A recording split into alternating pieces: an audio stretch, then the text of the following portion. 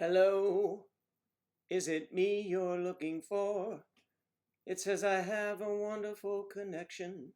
I think I clicked on that twice. Damn, that's what happens with me. Oh, get the hell off there, Joe. Wrong thing. Let's just try it. How about an arbitrary check YouTube? Your channel. I was keeping that up because there's a golf show I want to watch. It'll be up in a second, folks. Should be. It says live. It says live, not Memorex. Carry on, carry on. I think it's right. Edit. It's edit. Oh, wait. Sorry, mates. Sorry, Joe. Joe, what is the deal with you? Kathy, I owe you an apology. Kathy. Oh, Kathy, Kathy, Kathy. Girl. Oh, girl, I think I owe you an apology. I just happened to click the wrong button. Now it's me you can see. This is I you can see, actually. But you see it depends where the verb is. You can see me. I can see you. So where are you? Come on. Hello.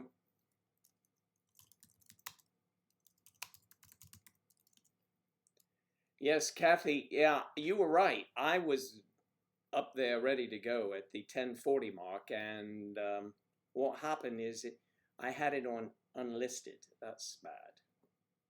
That's where I put them when they're done, unlisted.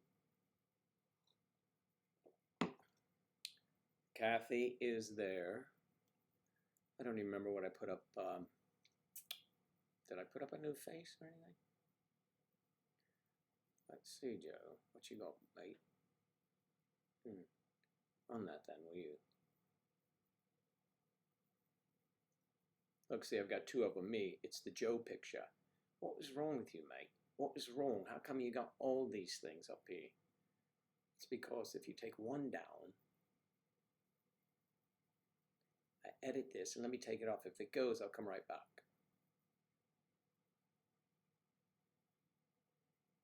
Oh, it doesn't matter. At the end of the day, it doesn't matter, really, does it?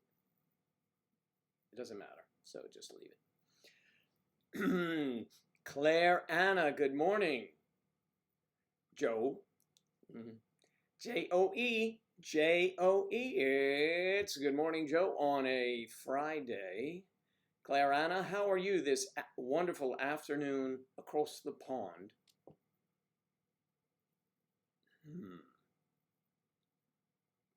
Claire, Claire Anna, I have to include that.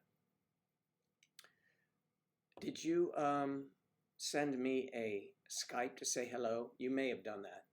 Let me go back here. Yesterday I was playing golf. Yesterday afternoon, my buddy Bruce and I got out to play, and after 9 holes, blistering 9 holes by yours truly, I must add, for me anyway, a 38. And I took a 7 on a hole, still had a 38. I was on my way to a stellar round. But the rains were threatening, so we took a rain check, and on the way home it was raining on me, so smart move.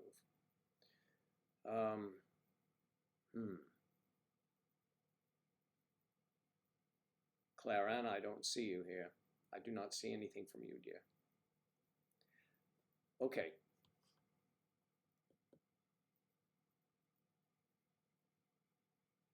Had a lovely walk down the river. Sounds like a song, Walk Down the River. You did send me something on Skype, right? You're sure it was Skype? And you sent to this very address. Here it is. It's coming up right underneath you. That's right, ladies. Make sure you are holding your skirts down. The wind is blowing now.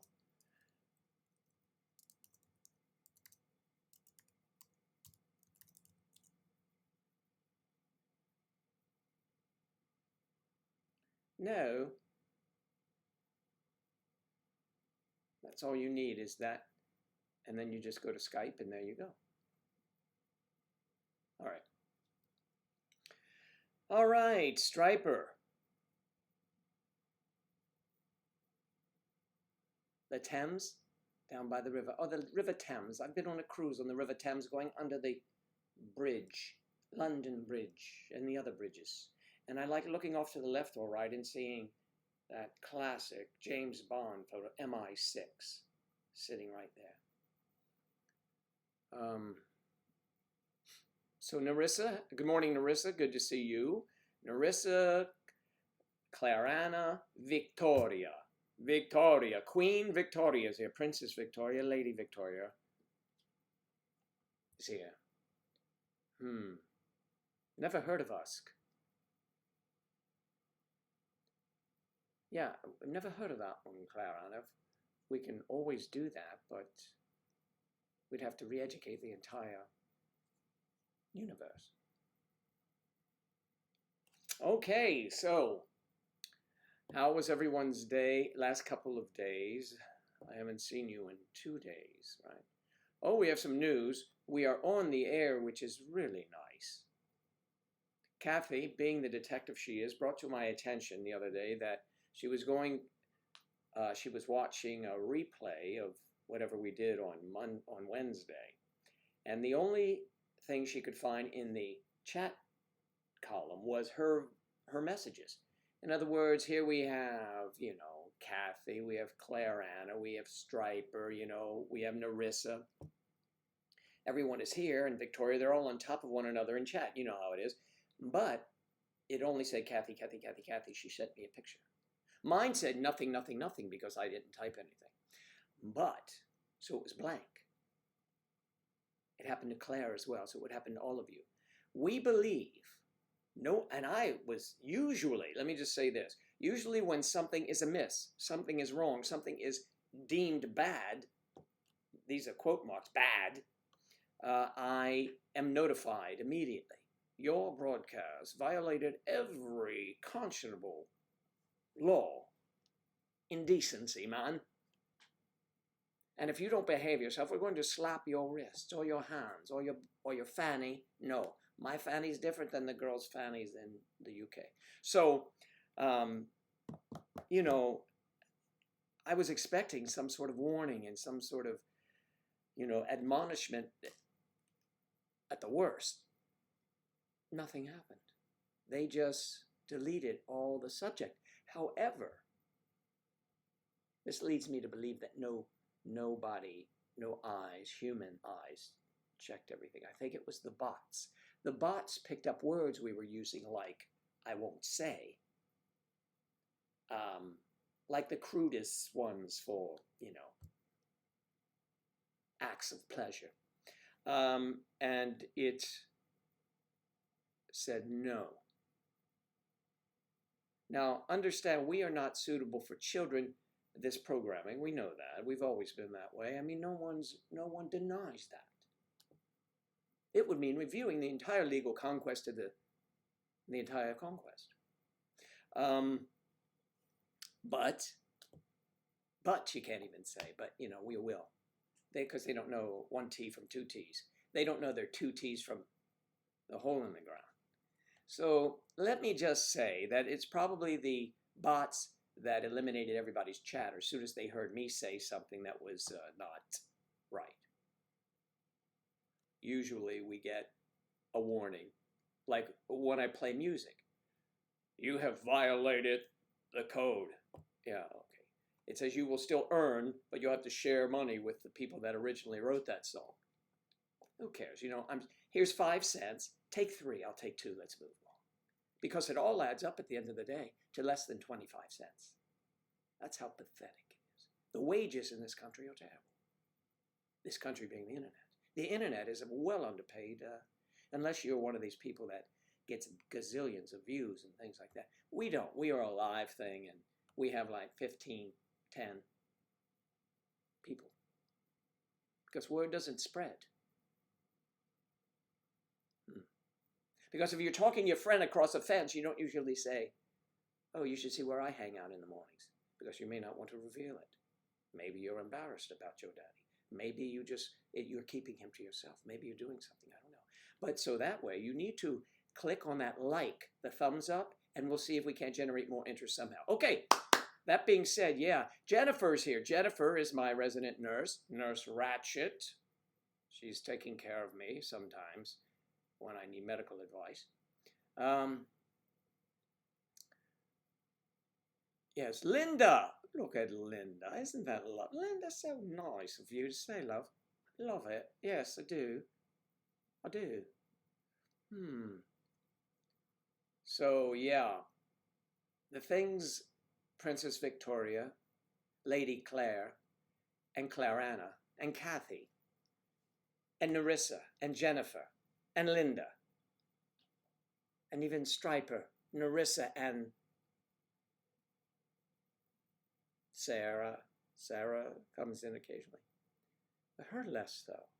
All of the juicy topics we cover. And still,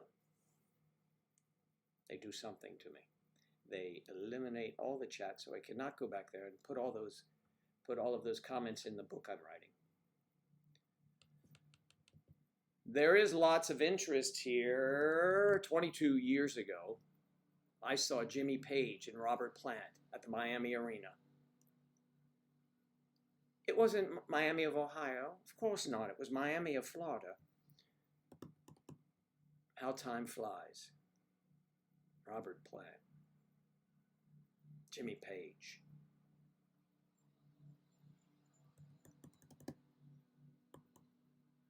Back in the day, Victoria, it's the only way we'd ever see anyone. Well, Striper is, I'm older, of course, than Danny, but I had a conversation with someone not long ago. The only way and probably here, the only way we were seeing anyone was to go to a concert. There were no videos. There was no other way to connect other than an AM radio. Can you imagine? And still, all of the, from the Stones to, Tina Turner to, I saw everything. I saw it. I loved it because that was the way to go. When you went out on a date, you went to a concert. You went to the movies to roll in the balcony, but you went to a concert,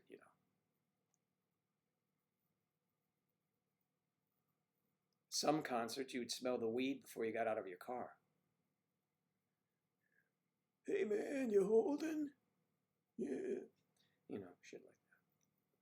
What happened, Claire?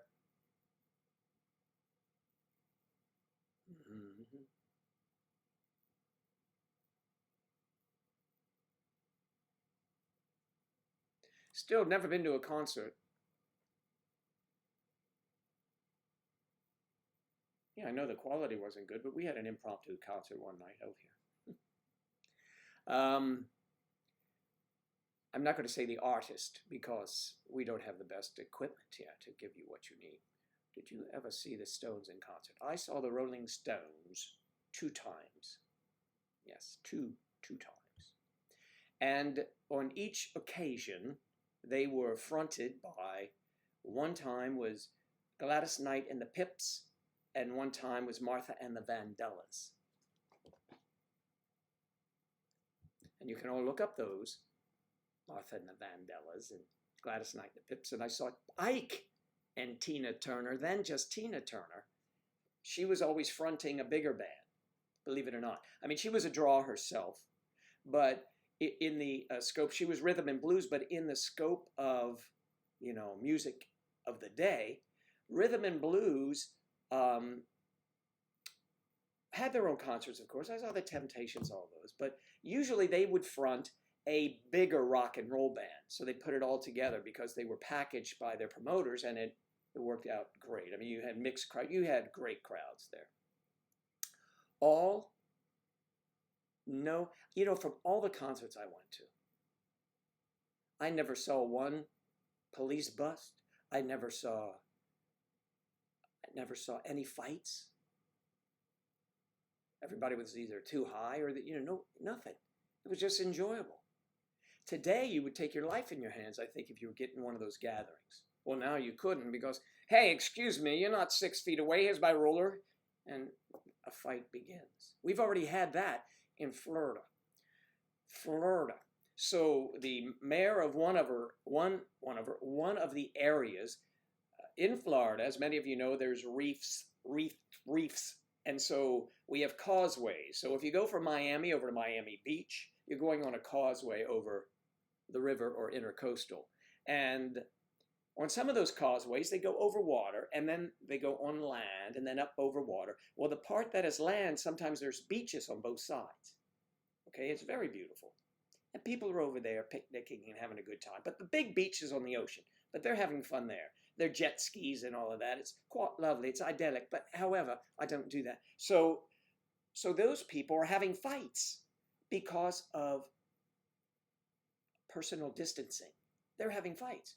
So the mayor of one town says, okay, Memorial Day, when those little beaches there are filled with revelers and barbecuers and, you know, personal sport vehicles and the water dealies, they're closed because of some assholes of last weekend were bitching because someone wasn't far enough away from them.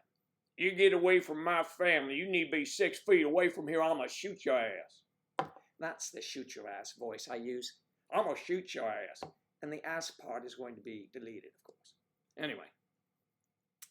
All right, so that's what's happening here. Okay, me too, Charlie. Yeah, when you have some weed, all you want to do is chill and have a good time. My weed were my dates, actually. Okay, me too, Charlie. Ringo Starr.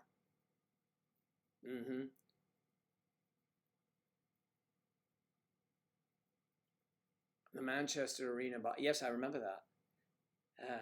You're not being morbid, love. You're just, you know, bringing some reality to my fantasy world.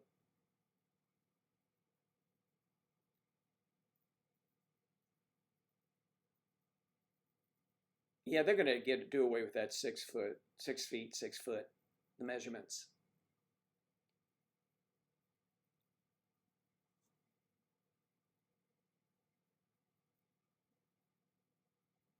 Yeah, Chicago, Earth, Wind, and Fire. I saw them twice.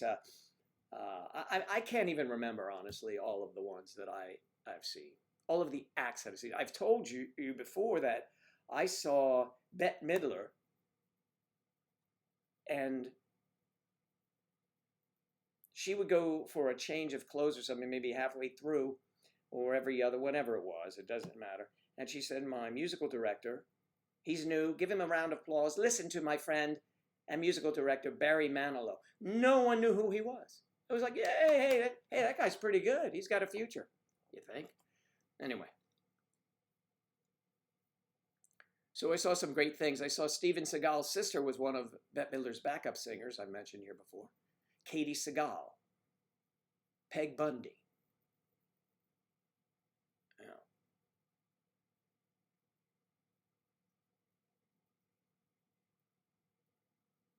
What do you have? Ooh, Charlie, good to see you. You have some things that you're passing along. I hope it's not, you know, from personal contact or something like that. I don't remember Lana Cantrell. Of course not. Clint Holmes was a friend of a friend of a friend. You should look him up. Look at the YouTube. He had one hit, and he used to say in his concerts, he was more intimate concerts, nightclubs. I mean, real nightclubs, not like they don't have them anymore. Okay, these are nightclubs where you would go with tiered, you know, people sitting, maybe having dinner, and that in Vegas they still do, but nightclubs where you might put 500 people in there, and that's it. Right? Clint Holmes used to say. People say, who is he? Has a wonderful voice. Oh, unbelievable voice. Clint Holmes. Check him out. He used to say, you know, people say, who is this guy? He says, well, I've had one hit record. And he'd start saying, how many have you had, sir? He's a funny guy. Very funny. Yes. Trying to think of some others. I saw Tony Bennett. I mean, the old guys I saw. Frankie Valli, I saw several times. Frankie Valli and the Four Seasons were a favorite. Tom Jones, and a bunch of. And they were like, you know, 1 or 2 bands in. So many I don't remember who.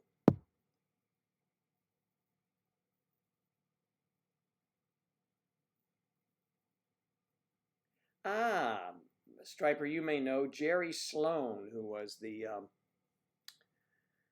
Jerry Sloan, Sloan, he's the Hall of Fame NBA coach who led the Utah Jazz for 23 seasons, is dead at 78. So, I also heard a record today about the coronavirus. 90% of the people die are over 85 years of age. That's why the nursing homes and all were, because they were talking about voting, and a doctor was giving, look, you can go vote. My goodness, is that people over 65, my age, I'm older, of course, can write in a vote. I'm going to walk right to the school right here. I'm going to drive. It's like I walk. When I go on walks, I walk there. So I could walk there. I'm going to cast. People are so worried. It's the opposition party to each other. They make a point that if one is for, one is against. The people that are trying to gain the White House, they are against people going, saying, oh, it's too dangerous to go. Putting the fear of that God they look up to in their minds, that they cannot vote because they might catch coronavirus. And oh, how terrible that would be. Make sure you mail in. And a lot of people say, oh, fuck it, I'm not going to mail it in. I'm just not going to vote. Those are the people that are not contributing. Please, it is your right as a human being to vote when you get a chance to cast your vote. So, they're trying to make them very fearful of the idea of voting. Yet, those people that they're telling don't vote, don't go stand in line, mail in your vote, are saying, yes, go ahead, walk into Lowe's, into, Home Depot, into your grocery store. It's okay, you can do that. But don't go vote. So, it's really an obvious ploy. But anyway. Only way to fix things. Good on you, mate. Stop touching my eyes. Yes, I'm not going in and touching my eyes. I mean, no. My eyes are good. This one eye, I'm using erythromycin or something like that. But mycin, because it got a little, and I played golf yesterday. I wasn't bothered at all. It doesn't even bother me now. But I'm waiting till after now to put some more of that salve in there. It's not getting worse, which is great. It's getting better, and if it was getting worse, this is keeping me from going to the doctor because I know what it is. I had it before. Huh.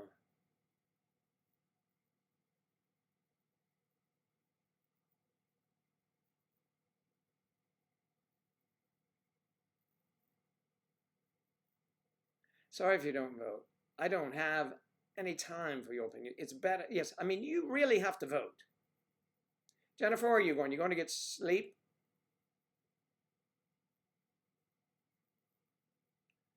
Jen.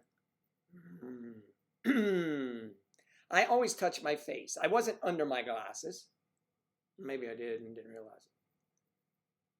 But wouldn't you touch this face? All right. Jennifer.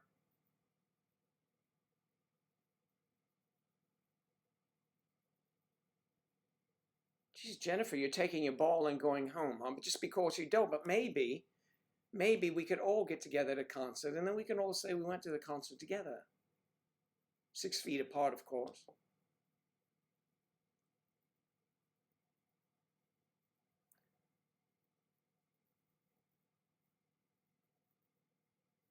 It's a bad habit. It's hard to.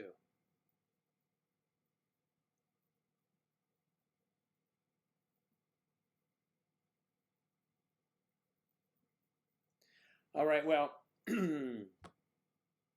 Doctor, my eyes they've seen so many years. Submitting songs to Joe. I should submit to Joe, is what you mean. Yes, submit. Stay on your knees right over there until I tell you to move.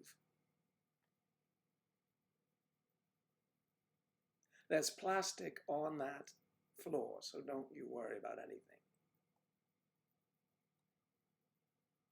On your knees, stay there, or I will get the vice. Oh no, not the vice. No, I can't talk about that. We might have the Vice Squad in here.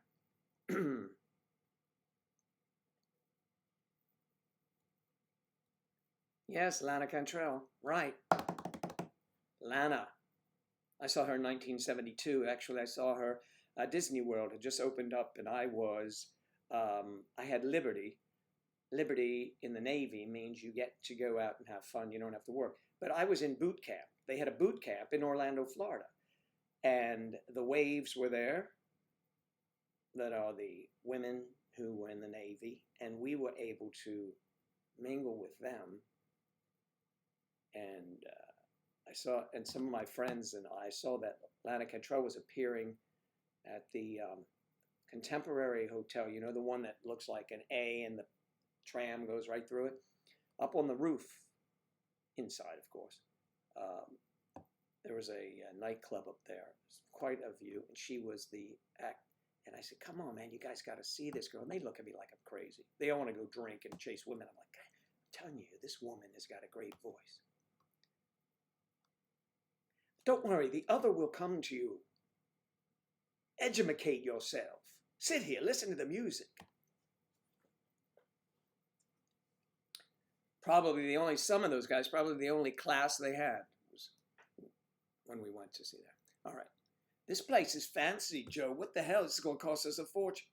No, it's not. And why are you talking like that? All right. Paula Abdul, friend of, well, I won't tell you that story. 3, Britney Spears. Britney Spears was manufactured. Anyway, it's manufactured music. You know, it's when you could synthesize stuff, when you could do things. And, you know, she wasn't a pure singer. Christina Aguilera. I always get that. Aguilera. She had she could build a song. She's older than Britney, but yes. Cher, I've seen her 3 times. I don't like her politics, but I love her voice. B-52s, I wouldn't go there. Fergie, I saw the Black Eyed Peas, but I met them. I was working on television, met them. Hilary Duff, Sade. There you go, Charlie. We've been to a lot of concerts, I know. Between us, probably 100.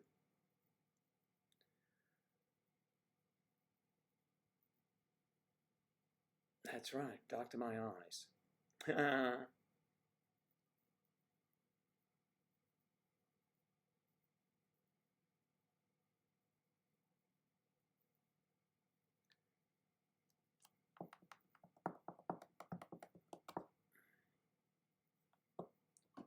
Let me see what rhythm and blues. I've seen a lot of rhythm and blues. I love rhythm and blues.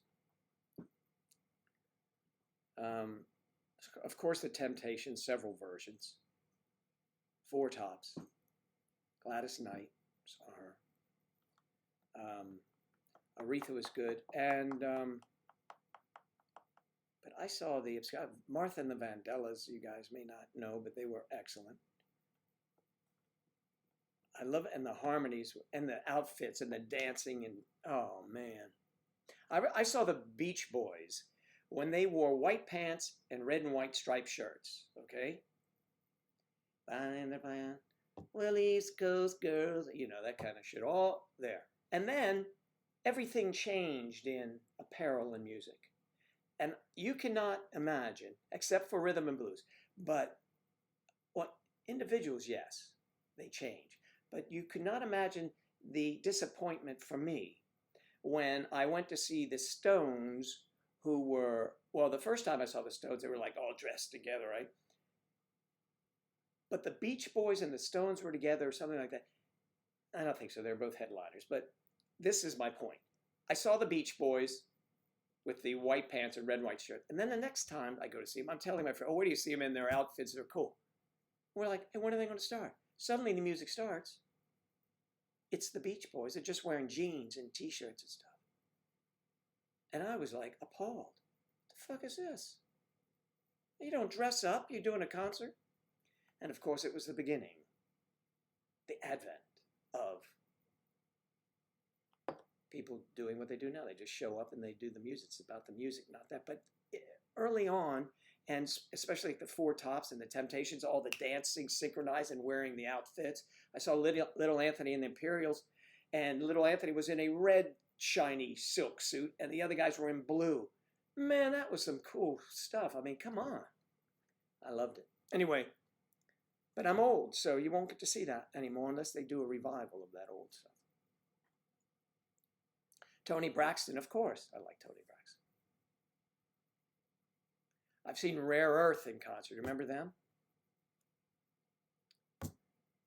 I saw Three Dog Night. I saw Doobie Brothers. I saw, what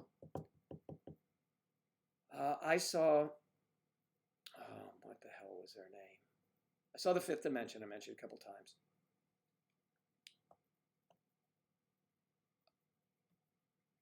Billy Williams and Marilyn McCoo were The Fifth Dimension, and I saw them by themselves. They were a married couple. She was taller than him.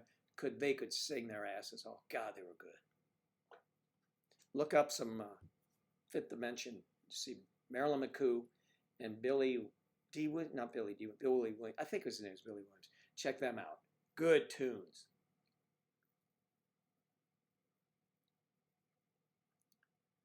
Bachman Turner Overdrive. I don't know, but I know who they are. I don't remember seeing them.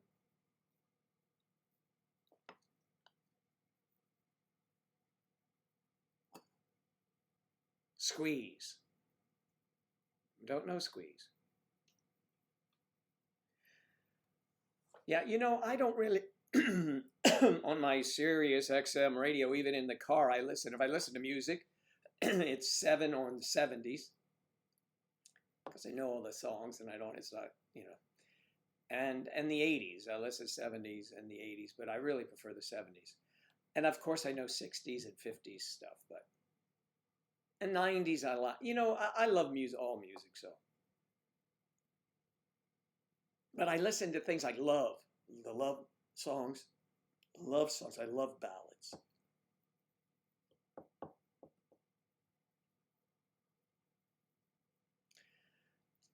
Justine Ward. Hello, Justine. My fiance just told me the story of how he went to see Bruce Springsteen and got injured right before his dad had to drive him. I went crazy. Yeah. Yes, I wasn't injured, but I get that going to a concert. You're going to go, come hell or high water. Squeeze. I'll have to listen to them. I don't. Sometimes I hear music and I know a song, but I don't know who did it. Ambrosia, yeah. Air Supply, of course. I saw the Bee Gees. Yes, I mean, all of that. I like Leo Sayer and all those high-pitched guys that I couldn't never hit those notes. I have to always adjust the key.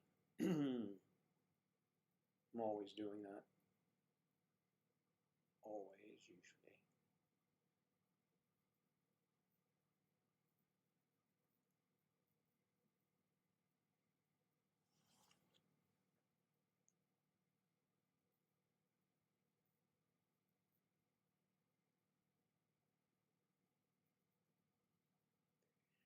So he had a quad cane.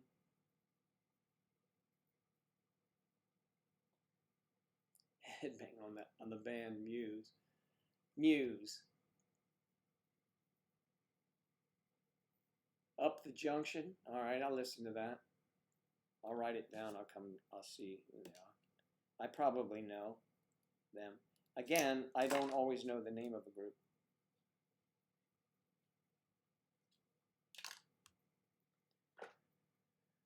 Who else? So,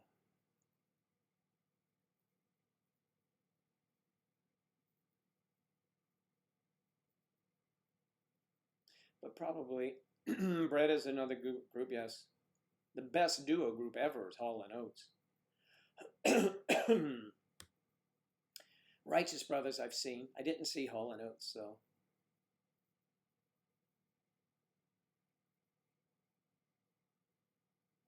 Gary Newman, really?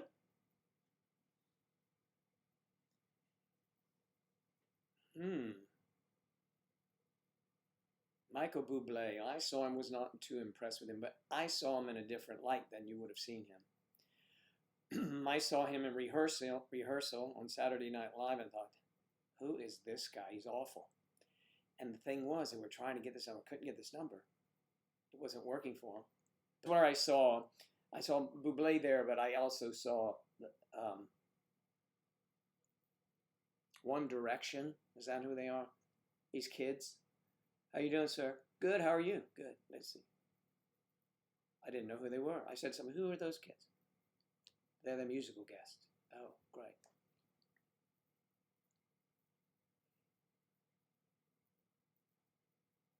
Newish baby band, I see.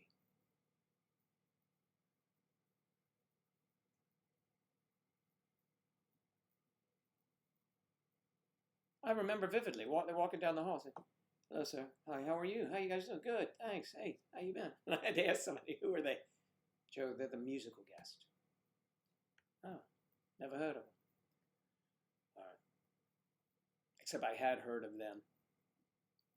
And then when a friend of mine knew I was doing that show, he said, Joe, I will pay you anything if you get my daughter a ticket. I said, I can't get tickets for myself. And when I found out who they were after rehearsal, because the word got out and I had already met them, I said, you know, yeah, there's something. And outside, after Saturday Night Live, at night, if you're there for the whole show, you come out and there's nothing but limos for the cast members, the principals, the cast, you know. Most of us go walking by, catch the subway, but there's so many people, the police have them out there. And the night that One Direction was there, the cops had these mob of girls. They were just everywhere out. It was crazy.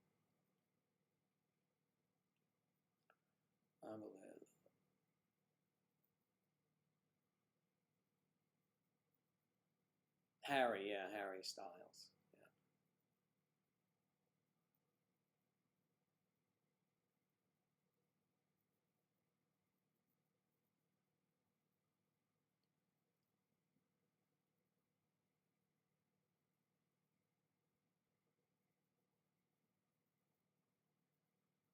This town.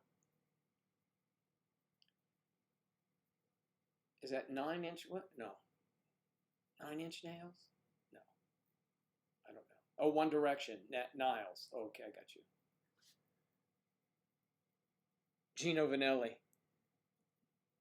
Yes, we can do Gino Vanelli right here. Yeah. Got a bad rap for that lip syncing stuff. You know, back when, you know, people today they know. You know, it's funny because back in the 70s and 60s, on Dick Clark's American Bandstand, they all lip synced. All of them. But then music morphed into concerts and big concerts. And, you know, if somebody was lip syncing, then they were banished. And so that kind of spilled over into television, and you had to be live. You couldn't be lip syncing anymore. But early on in the 60s and 70s, that's all they did. Otherwise, it wouldn't have sounded the same. When you saw the Temptations, it was more the dance steps than it was the live performance. And when you went to big concerts, of course, when I saw Elvis, it was evident there, but they would have singers. I mean, they would show the Sweet Inspirations or the Jordanaires, 3 girls, 4 guys, or 3 guys, I don't know. But in the wings, there would be voices coming that would hit those notes and just be beautiful, fill the stadium.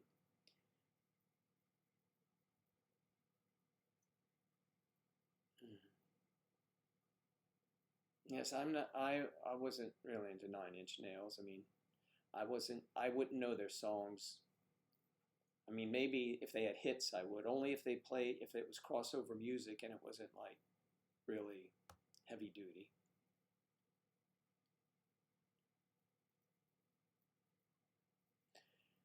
The Animals, how about the Animals? The Kinks. All of you would love the Kinks, but they were early on. You'd like them for a different reason, unrelated to music. But a band called The Fetish wouldn't make it back then, or The Fetishists. So it was the Kinks.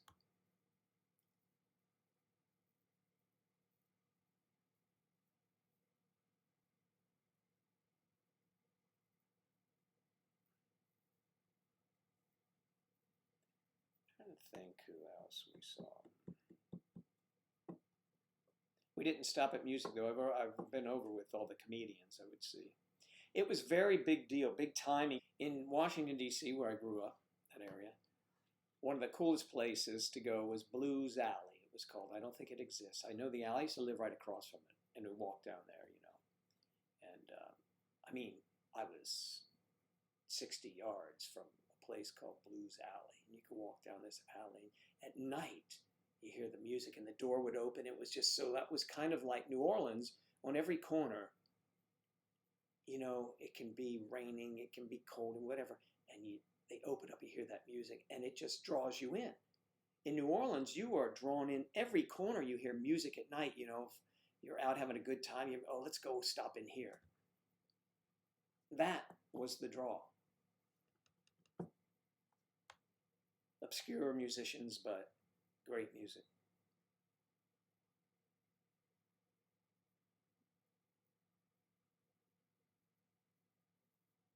Yeah.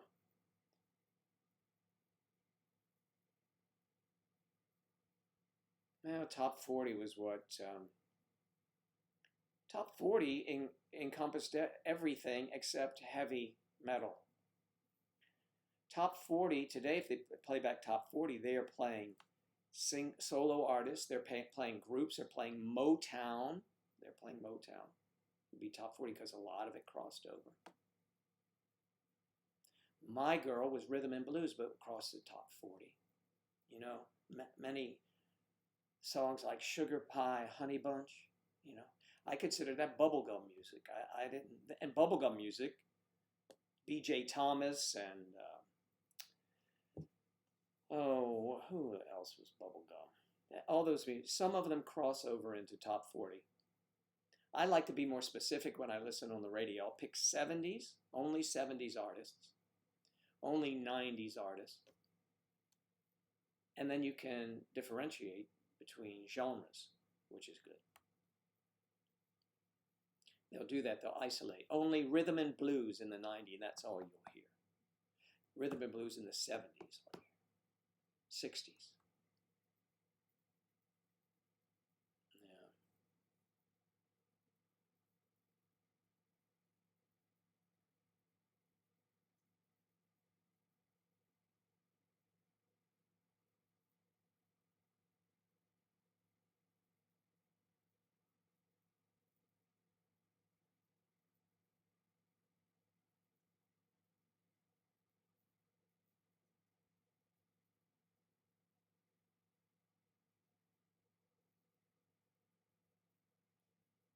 What music video?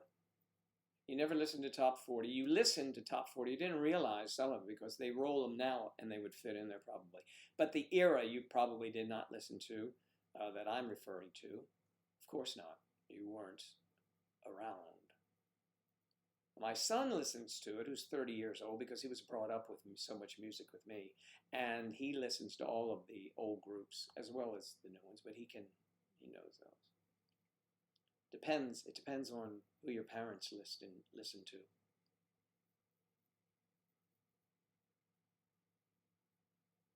Hey, good morning, it's Casey Kasem, and we're going to do the top 40. It's still on. Casey Kasem is still knocking them dead. Believe me, even though he's dead, they have Casey Kasem on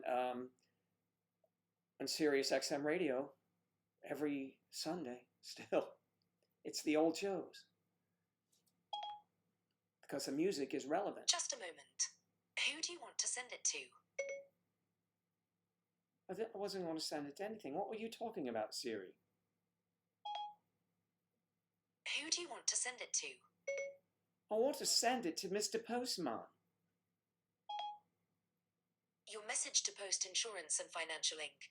says radio. Every Sunday it's the old tunes. No, Ready to send it? No.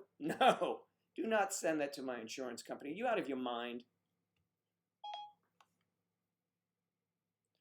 Okay, it's sent. I'm going to get my insurance agent is going to call me now with, what the hell is this? This damn Siri. Oh, good, message failed to send. Can you imagine? Joe, hi. Hey, haven't talked to you in a while. Why are you sending me messages about music? Last night I'm watching television, and I forget, I'm watching a movie, a TV show that I like. Still watching the what is it? DCI Barnes, yeah. Barnes? How do I say that? Banks. DCI Banks. And suddenly, Alexa went off saying something. I was half asleep, and I'm like, why did she...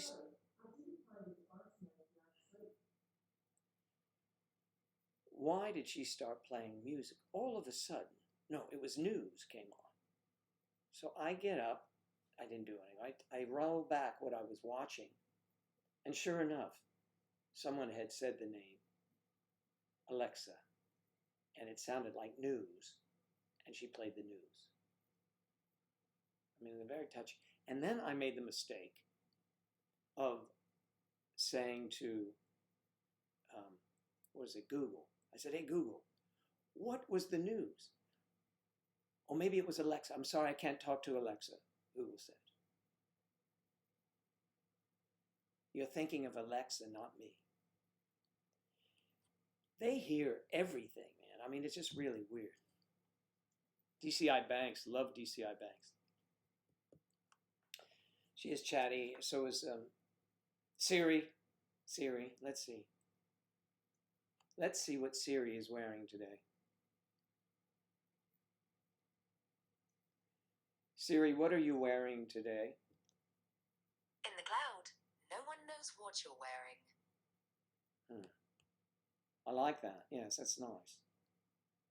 Siri, you're very mysterious. You're a mysterious woman. Siri, you know that. You're a mysterious woman. You know I adore you. Anyway. I think you're pretty great too. Of course I am. Shut up.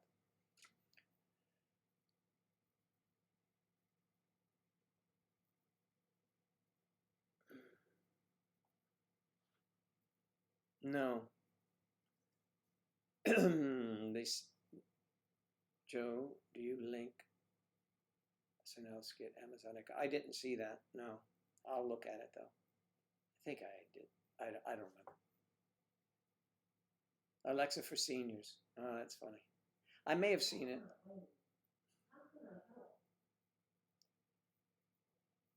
Alexa, you can be quiet. Excuse me. Be quiet.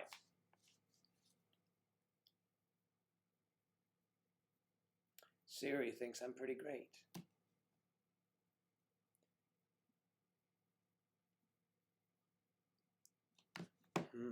Siri. Okay.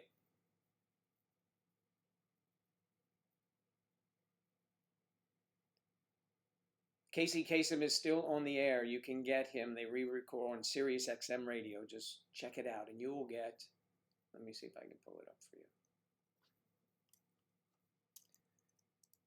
Here I have it. I have my music up here. Dr. Ma.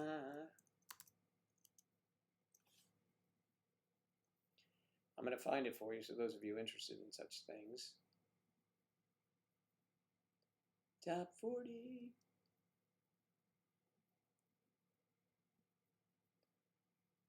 Let's see here.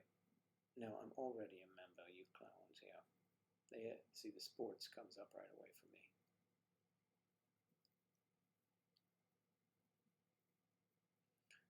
Come on. Why aren't you picking it up? I read so much over here, that's why. Let me search, give me something up here. Search.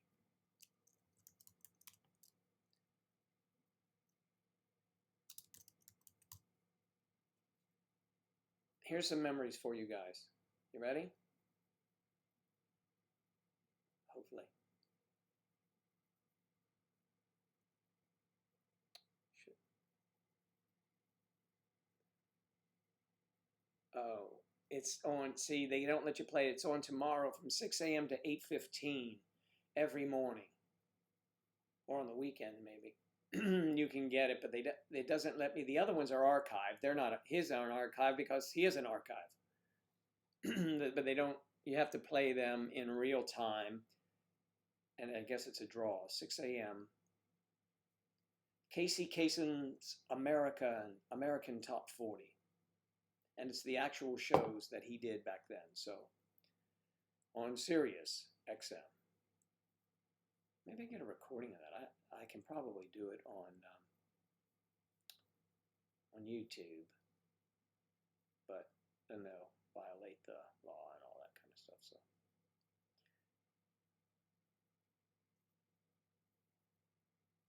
what I listen to is basically this that is on all the time.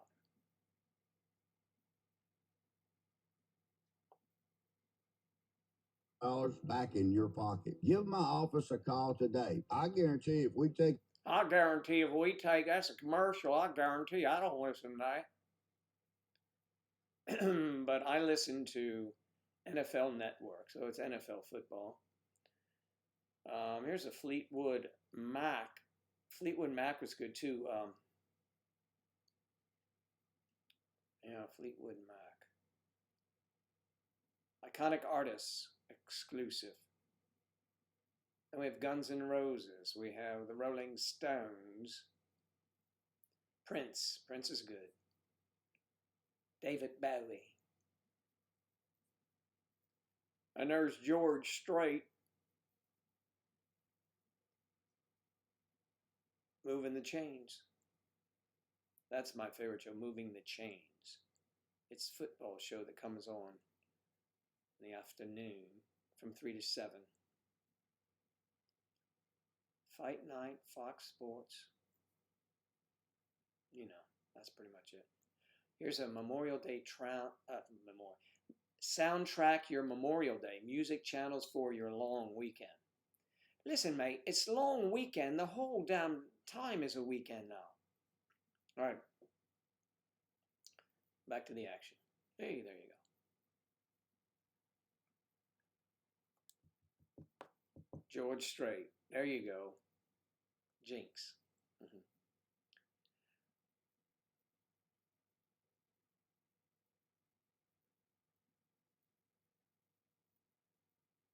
Oh, is that true, Sam? Hello, Sam.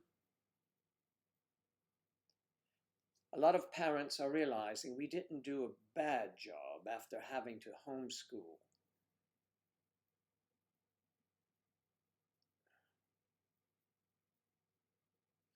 Yeah, they call that homeschool. That would be, I think, a stretch for homeschool. I think it's just, virtual school, which is different.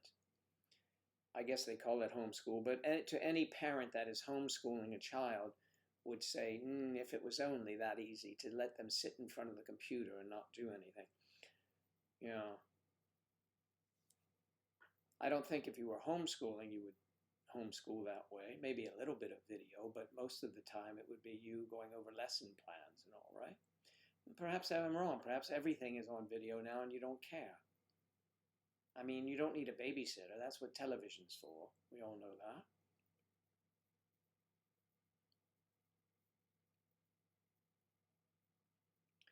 You can't wear your pee-pee in a classroom. No, you're not supposed to let that thing hang out. What's wrong with you? Pee-pee. Well, as much as you might like to do that, I don't think they're going to let it, Sam. Oh, because the children are all staying far enough away. Well, I think that's a bit rude, actually. I think it's a bit obscene to do that.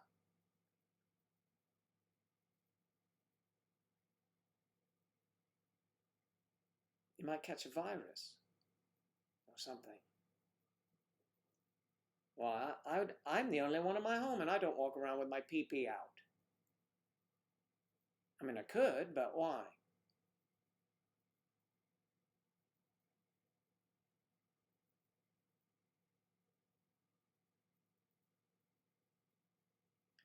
Yes, you can't social distance, yes. Take 6 feet and shove it. I ain't quarantined no more. Stock market crashed and took all my reasons I was working. Well, Linda, yeah, I mean, it will rebound, love. It will rebound.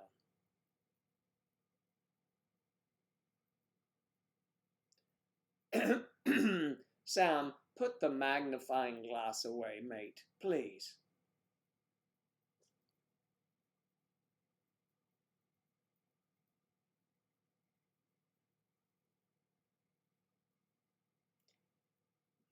So, Claire, you're saying don't spare the rod? I mean, how are they going to teach from 2 meters away?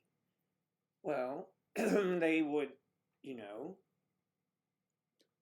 the teacher would be at the front of the class and they would be far enough away and far enough from each other. So a, you know, a small class will be held in a stadium.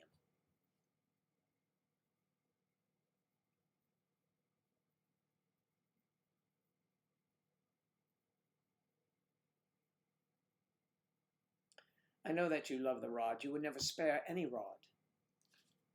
Spare the rod, and there she is right there, erect in her seat.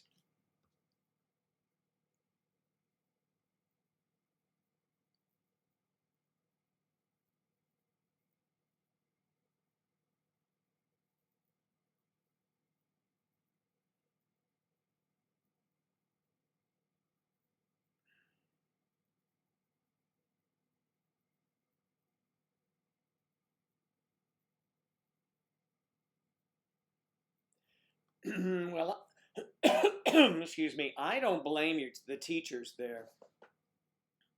The thing is, here at our food stores, our supermarket, grocery stores, most people have masks on, but if you don't have a mask on, nobody says anything. You're just looked at strange. I mean, it's kind of like you're not wearing pants. I mean, come on. Do it. Just get used to it until they say no. Now, I have a couple of models here that my sister sent to me. My sister makes these as well. These are very nice, fancy them. Let me give myself the whole picture here. So here they are, you know, like very nice, and they cover the whole deal. But one of them in particular, she has them so, you know, nice mask. Now look at this one. This is rather interesting. you can put this on, and you can pull it down here, right? You can do that like we're supposed to. Get away from me! I said get away from me! It's especially good, as you know, for ventriloquism, like tell everyone hello, hand. Hello. Hand, where have you been? That's my business. No, it would be my business. Oh, sorry, sir. Anyway, but look what else we have here. I'll be doing the hand show. The hand show. Look, now watch this. I don't know if you know this. My sister manufactured this herself. Inside, you can put your hand. The reason, because you can put, this is a device that is called a filter. Medical. You can buy it and cut the sheet. You put it in there, and you can take it out and you can wash this. And she also says that if you wanted to, you can put a Kleenex or something in there, you know. But what I found interesting here for me, because I wear the glasses, is that, where is it? If I wear it upside down, no, it wasn't upside down. One way I wear it is that this place, it has a little ridge here, one of the ridge inside, that catches, you know, the hot air from your nose so your glasses do not fog up. I mean, we're going to become specialists in this. So, anyway, my sister says I have nothing else to do. My sister is afraid of her own shadow, but she has, excuse me, respiratory problems, issues, and she won't go out. Her husband does all the going out and about. And that's great for her. But she feels even more, you know, locked down. But I try and convince her to,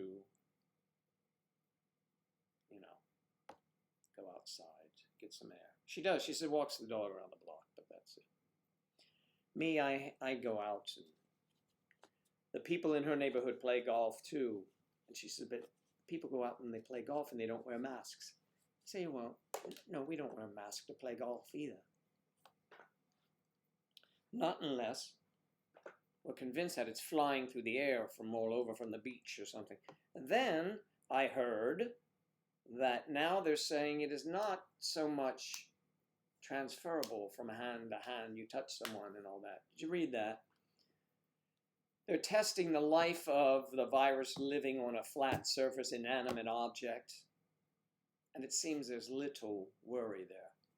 It's like the regular flu. It is more, you know, always wash your hands, should anyway, but it is more of an airborne thing from, you know, germs from the mouth.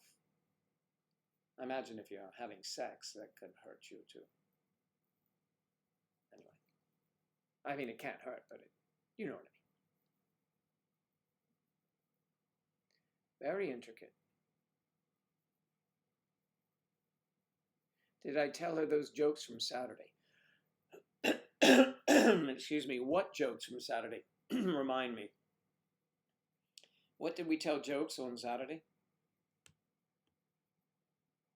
Dee doesn't want you to leave the house because he wants his precious Claire.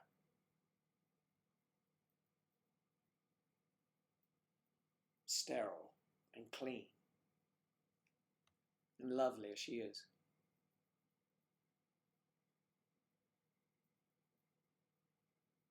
Well, Victoria, the way to do that, even with a regular mask, is you take the top part, fold it over, right? Fold it over so there's a, you know, a little ridge or something, and you put that over top of your nose, right? And then the air from your nose will not fog up your glasses because your glasses will be on top of that, and no air will get to them. That's the key.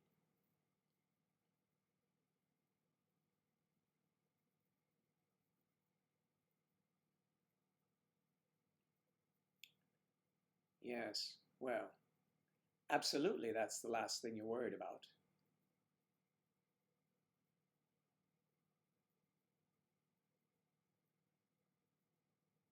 So I guess we were talking about, it depends, Linda, what surface you're eating off of to, you know, as to what,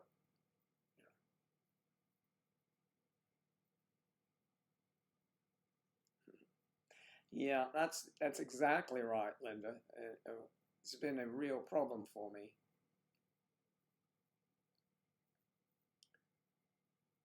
I wrote the jokes down.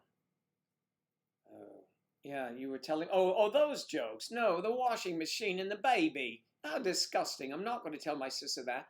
Well, I have two sisters. One of them will laugh hysterically, and the other one will say, Joe, you are sick. But they know that already about me. They know it. They have one brother who is somewhat odd. Yes.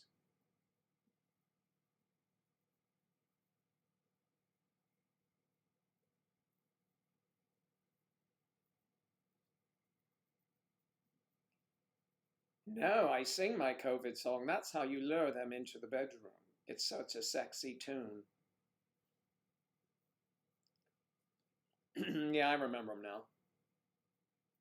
Especially like that. You should send me a Skype with them again, so I remember them, please. I did write them down, but you know me. When I clean up my desk, unless it's on the computer screen, everything gets pitched. I have so many of these moments. Now, where did I write that down? I bet I wrote it down and threw it away, so I have to check my trash. But, you know, you can just send them to me, Sam. That'll be a lot easier, and I'll have them. I'll put them in my little folder here that says contains everything, MDS. I have a folder that says desktop. When I clean my, you know, I have so many things and I throw them all into a folder, I put it in desktop. Desktop keeps filling up and then the folder keeps filling up. So I have like months and months worth of desktop crap in the desktop folder, which is on the desktop. My trash bin sometimes says to me, ouch, please, empty me. I have over like 1 million emails or something. I know I finally got rid of those because it was slowing things down. So I put a time limit and then just get rid of things now because I used to just keep everything. Because I would go back years. Have I worked for that director before? And I would go back years and years and years and find. Isn't that funny? So that's all right. I have sort of random notes. I have no idea what most of them are about.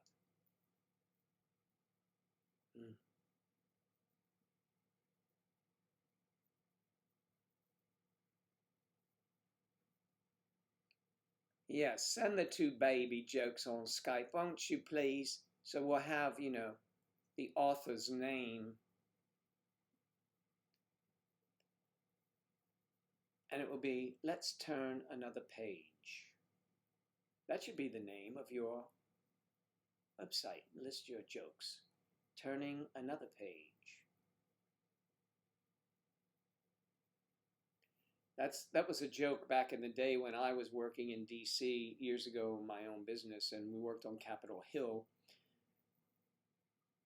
There were jokes about the congressmen and senators and their pages.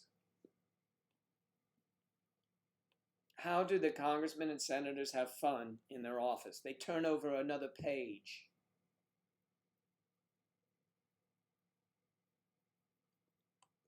They bend over a page. They're feverishly working over a page. They're really trying to get into that page. Anyway, and most of them did, and Dixon, they would become interns. So the pages were interns, and then they became positions, many positions. What positions are the page? On every which way. There were some very, funny jokes. That was Washington, D.C. humor.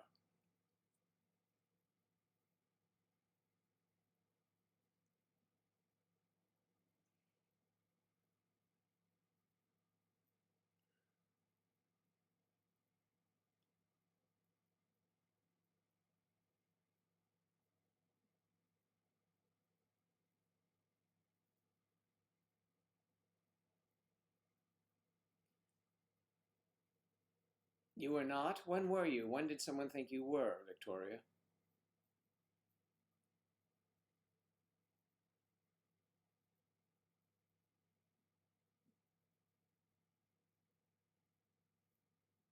Yes, during the show. What can I do to help you? I meant last Saturday. Oh, no. No, I'm not now. You were on last Saturday? Oh, when you are on the screen? Oh, behave. That's what we should do. All of you should do that. And let me determine whose facial expressions change. Yeah, that would be sick, right?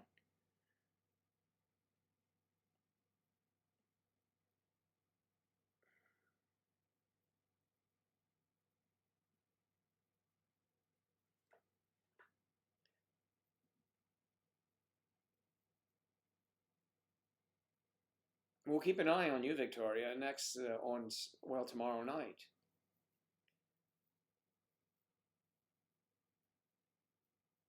Yeah, Striper. Be careful, lady. He's got his striper out. It's the striper meter. Yes, that's a striper meter.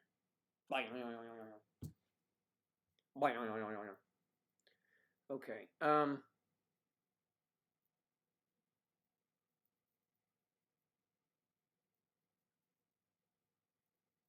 Oh. Well, if you are here on live, you are actually coming on live. Live.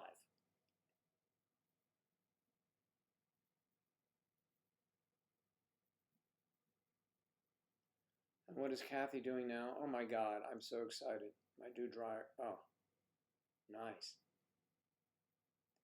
Tuesday, knit. A new dryer coming Tuesday, knit. Friday, knit. Look, running late. Friday, knit. Staff meeting this AM. Boing, boing, boing, boing. Okay. Yeah, you can do better than that, Joe.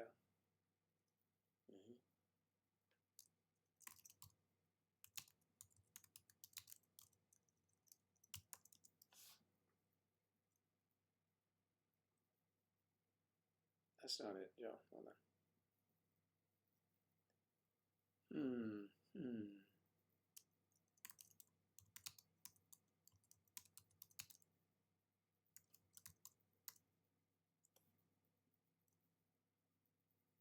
Let's try this one. It's not long enough.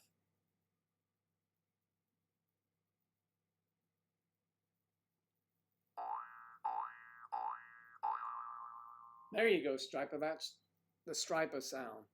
Ladies and gentlemen, Striper is here. Boing, boing, boing, boing.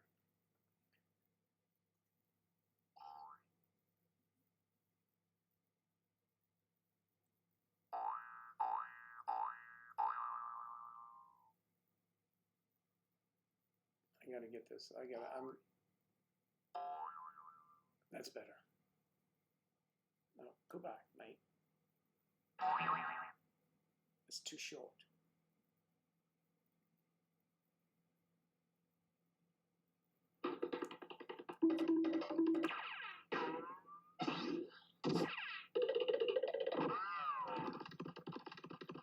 See you next time.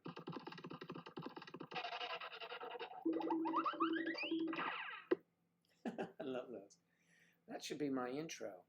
That should be my music. That should be Joe Daddy's music.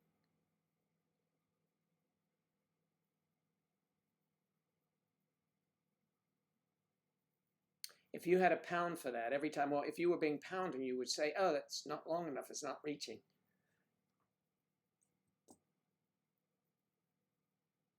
That's a cervix thing, I think. Construction company. Charlie Cervix. At your cervix. It's Charlie at your cervix.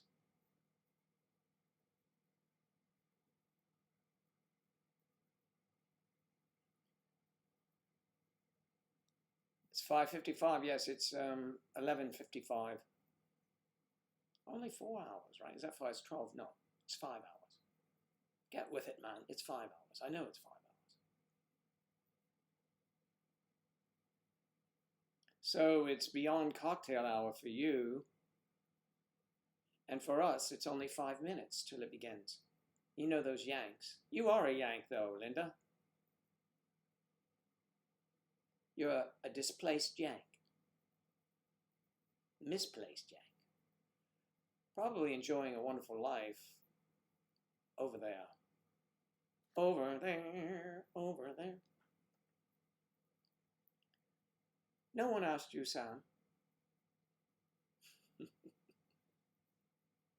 All right. Thank you for the jokes, Sam Page. Texan in the Netherlands. Texas. That's right, the Dutch Texan. So you and Bo de Visser, the prince, the queen of de Visserville, should get together. And we have others that are in the Netherlands. Hans is in the Netherlands. Fuck off, Joe. Oh, rubbish. Fuck off then, Joe. Oh, buzz off, fuck off. For fuck's sake. For fuck's sake, Sam. Sam, you're teaching children. You can't be talking like that. I was hoping every time that you came on, we would open it up for children, since you're a professional teacher. Well, I'm starting to question your language. Poor little Joe sitting in the back of the class is all embarrassed because you told him to fuck off.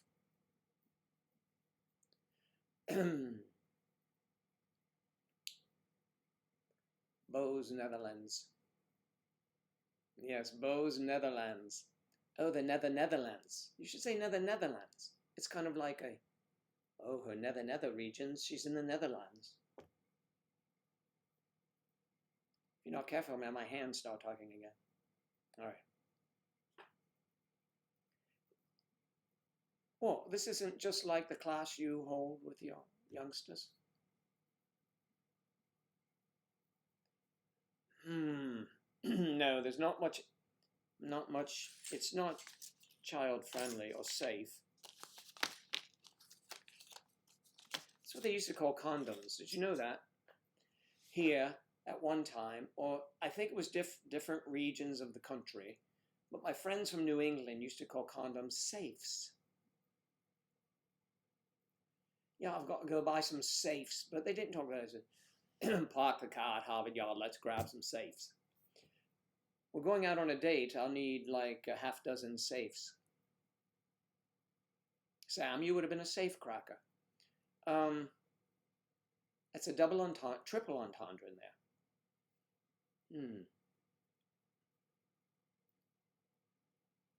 And some of us used to call them seal meals. Hmm.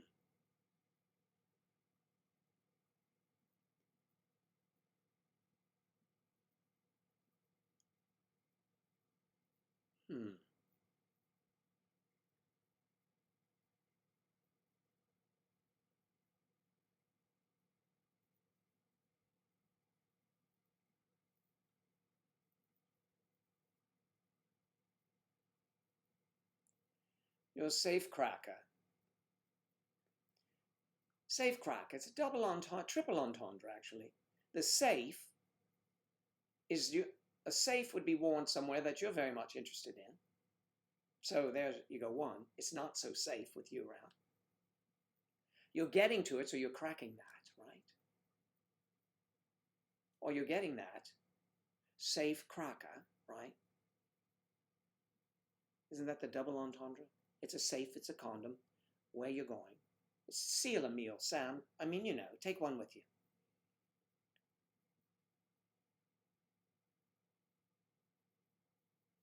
Yes, safes are condoms. Where were you at the first part of that comment, Charlie? Did you doze off, nod off? See, I had friends who they would call condom safes.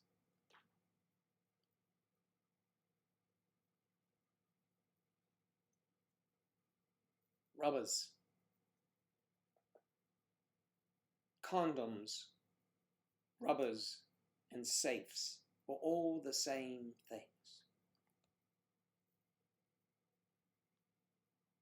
Gummies. I don't know. I've got a bottle of gummies. They're kind of like they're energy gummies. I wonder if they'd be good in a safe. They'd be good in a safe place because if it's too warm, they stick together. Again, seal a meal. Okay. Johnny's or rubbers. Well, what a bummer if your name's Johnny. You essentially call him a dickhead. That's rude.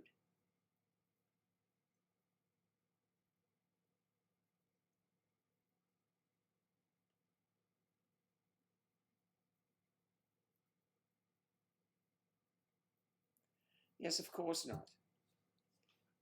You're not that familiar with them. And actually, we never even used them back in the days of old, where men were bold and sheep were nervous. We never used them. I mean, we had one, maybe, which was never around at the time.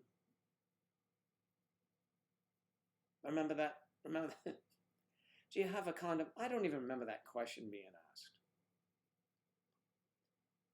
I mean, today it goes without saying, but back in the day, I have some stories that I've told you before. When we are in person, I would not mind telling you some of the most hilarious stories.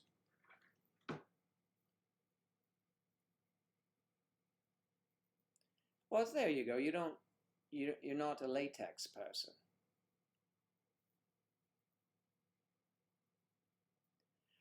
I'm back. It's Kristen Live, back again. Kristen Live Acres. I gotta get that right.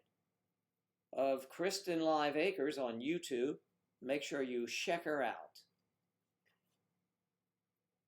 We're only having this condom conversation for a bit now, right?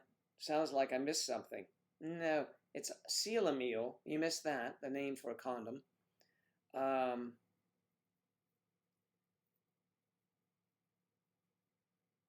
No, I was I'm knowledgeable about compromising positions and not having them in quick enough at the right time, or having to run out to get them, or not running out to get them, or taking that chance, you know.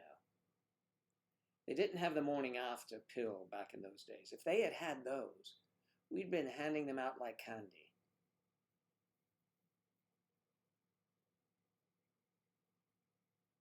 Kids ask the strangest questions.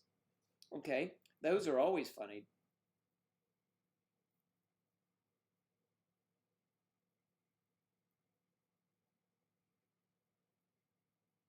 No, I was, just we were just making fun of them. But yes, I think they're going to make a comeback.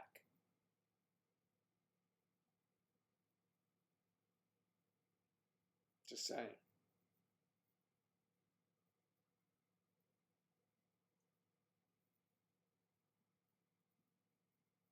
No, of course not.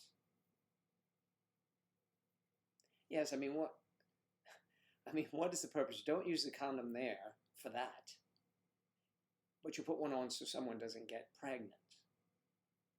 It's not really so much disease if beforehand you're doing something else, and then you decide to put it on for disease. So now, since whatever disease was, let's say COVID was dancing around on its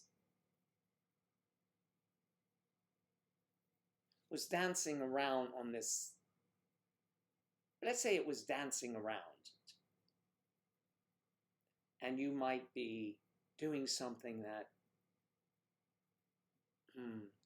maybe it was an oral exam, in school. But then they would say that safes prevent venereal disease. Yeah, that's true. Imagine, though, what is not being prevented when you're doing the other thing. Sometimes I don't know. Anyway, we didn't worry about those things back in the day. We should have.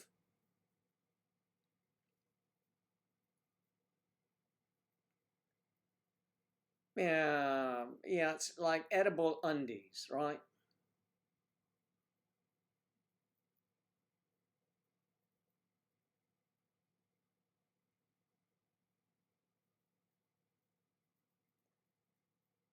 Well, Sam, that's kind of a racist remark here in this conversation.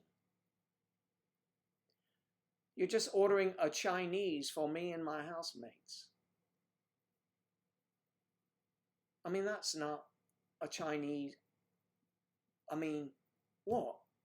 That was phrased really improperly, and I'm sure as a teacher you would understand that.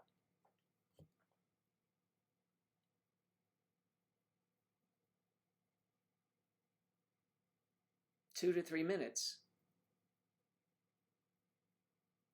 I don't think you want that reputation, Sam.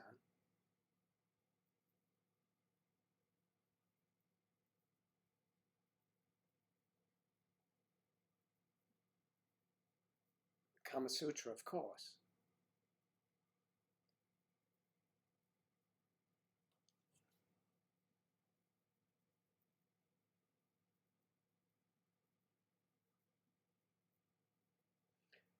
Yep. Linda, you're so knowledgeable, dear. Of this group, you're probably the one closest in age to me.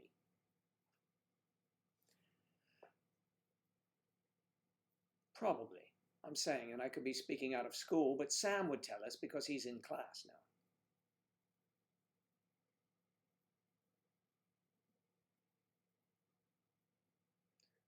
Sam, I still want you to clear up. You're just ordering a Chinese in 2 and 3 to 3 minutes. What, are they like waiting outside your flat door?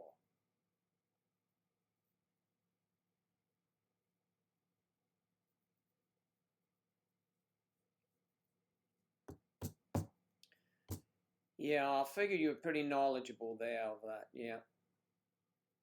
May 28th, you have a birthday coming up, yay! No, don't groan, please. I'd love to be 51 again. Well, actually, I was in the middle of something then. I was trying to see when I was 51.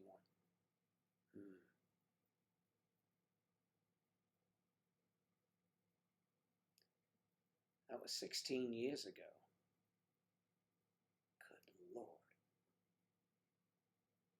Right? Yes. Oh, what a night.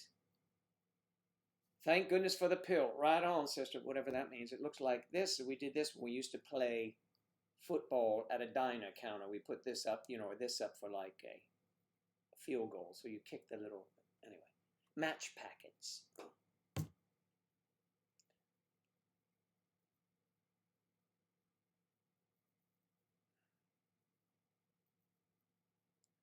Victoria, you sound like you eat pills like they're M&Ms. What?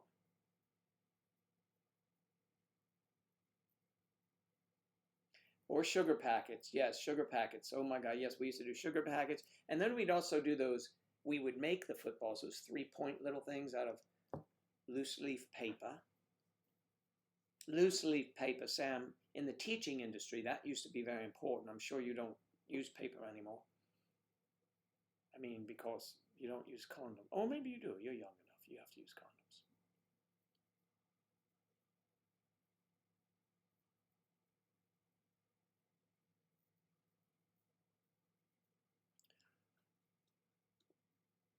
Oh, what a night. Boom. I saw them do that. Late December back in 63. Now that song was also in, I saw Frankie Valli 3 times in concert, but I also saw Jersey Boys several times. I think I even mentioned it to you. I went to see it in great seats, and then walking by the theater, I would be coming back from wherever I'm working or doing something, and I liked the music, and I would go to the box office and say, "Do you have any obstructed view seats? Yeah, we have a terrible seat over here. Give me $20, you can go in. I just want to hear the music." And you can see some, but people paying $350 a ticket would not really be pleased with a big old pillar in front of them, and you got to go around.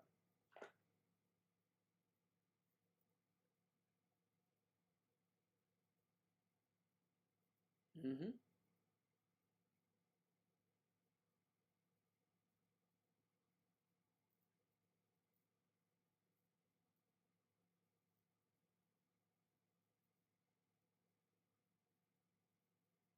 You have an IUD, really?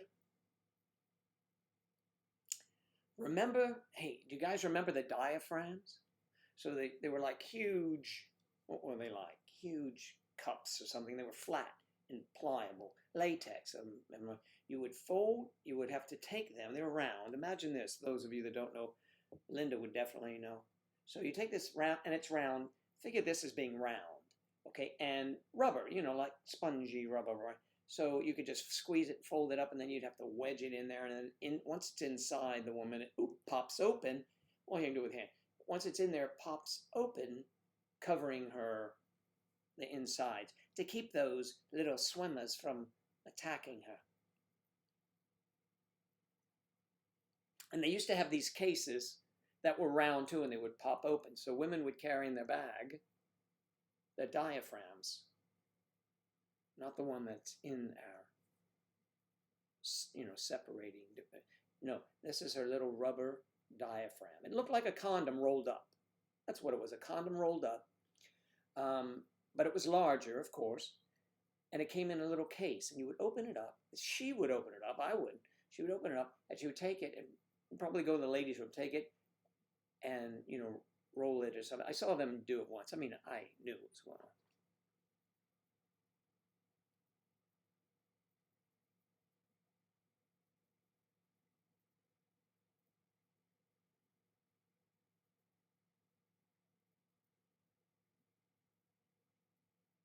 Yes.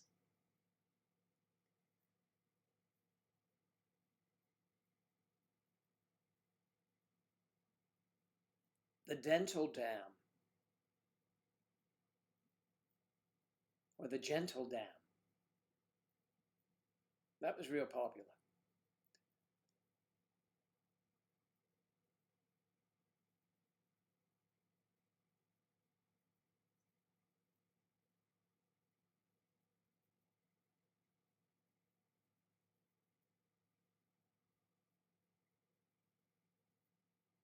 No, you could not use a crisp packet.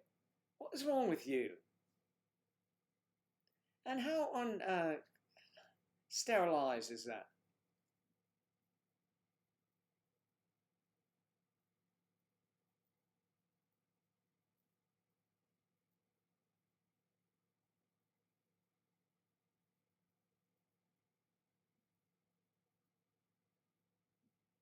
You would put it would enter the vagina.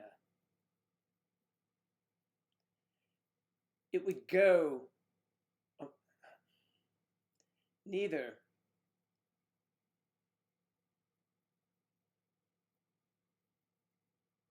Yes, female condoms, essentially.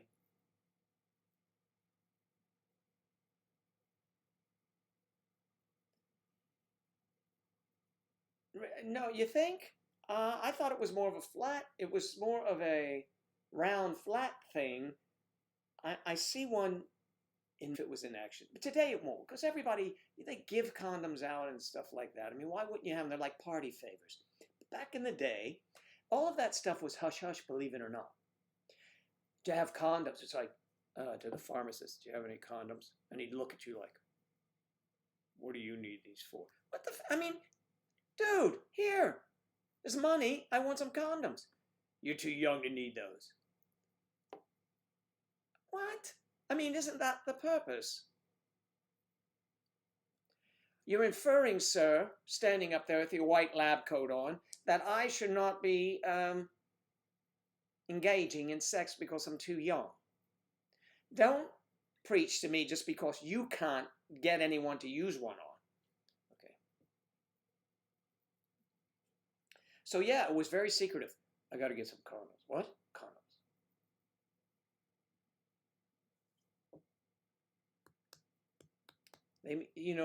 Society's changed so much, for the better, some not, but, I mean, come on. So I was getting at is a girl you might meet if you want to do something like, that very evening for one time only type deal to see if it's going anywhere. They used to call those one night stands. They still do, I believe, but people are more whatever. So she might pull out of a purse. He said, "Do you have any condoms? Do you want one?" "No. Just checking to see if you have one." "Oh, why?" And she'll pull a case out. "Oh, don't worry, I got us covered." "No, you've got you covered, doll." All right. Did you see Will Ferrell do that body condom thing once? I think it was Saturday Night Live. They had him in a huge, put him in a huge, get the body condom.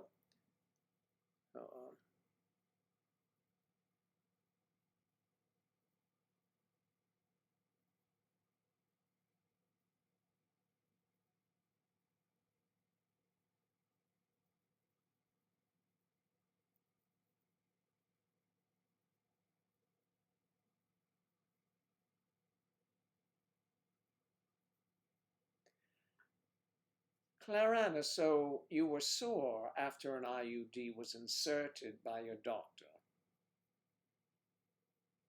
But that settled quickly for you. It's not the same for everyone. Yes, well, many things are the same for everyone.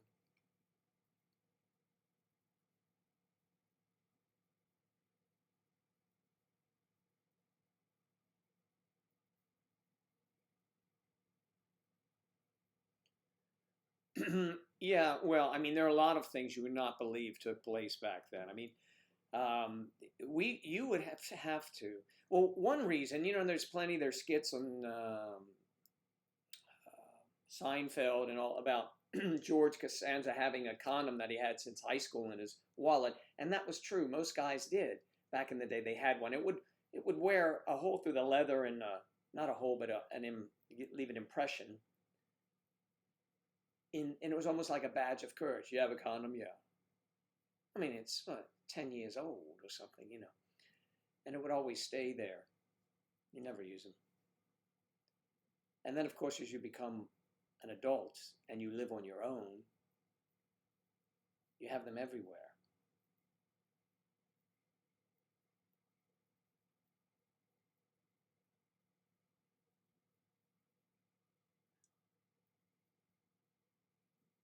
make a ring in the leather.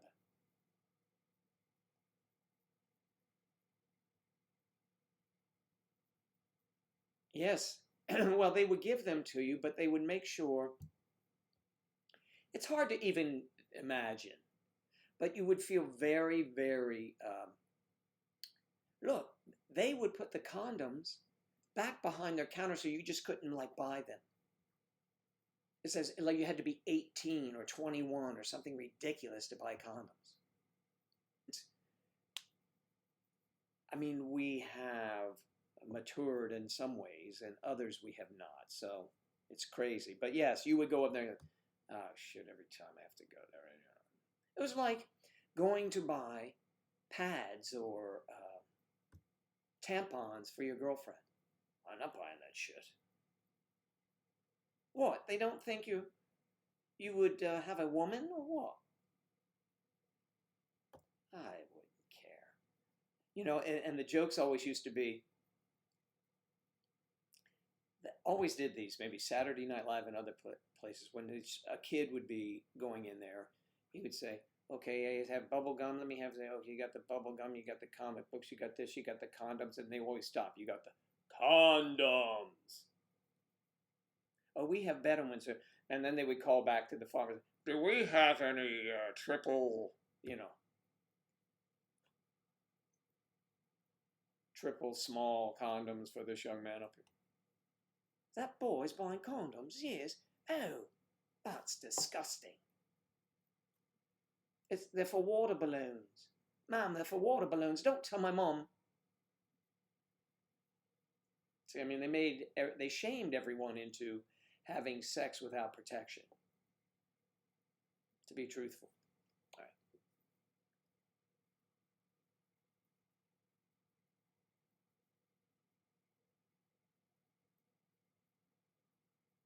Yeah, yes, I remember that.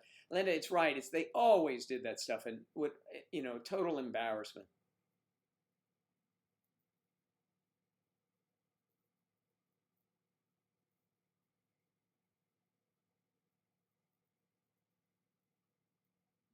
Should I retract a message to Charlie? What'd you send to Charlie?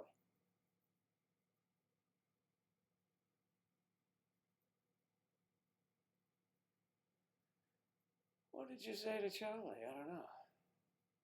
Why did you retract a message?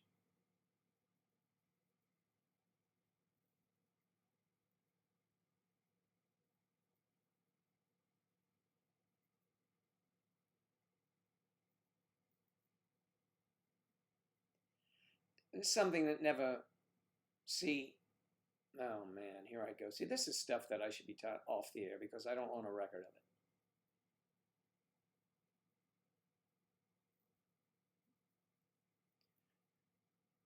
It was an imaginary, you would get an imaginary red badge of courage, you see, if those things bothered you, you had, for the ladies that didn't know this back in the day, I mean, a long time ago, back when they were shamed you to buy condoms, if you were doing something and it was that time of the month to be doing something, and let's say for this you didn't need a condom, but you were awarded, like they would award soldiers badges, you were awarded red wings, is what we call it. Does that bother you? No, I've got my red wings. Get on, mate. You misspelled something, you retracted it?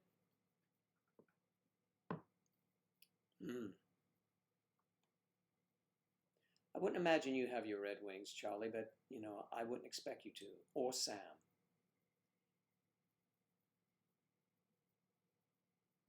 He's the 8th old man, he's Sam I am.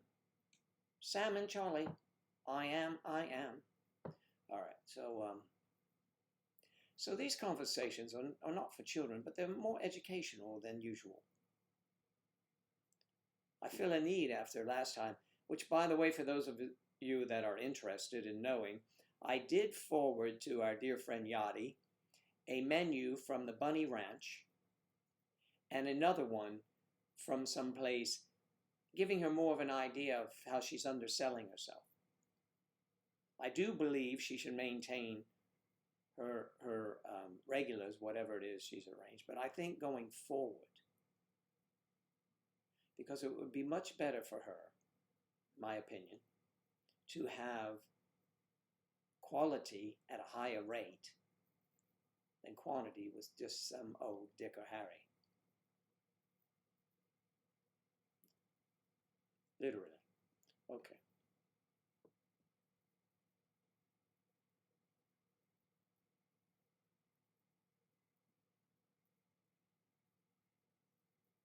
Why are we hiding that?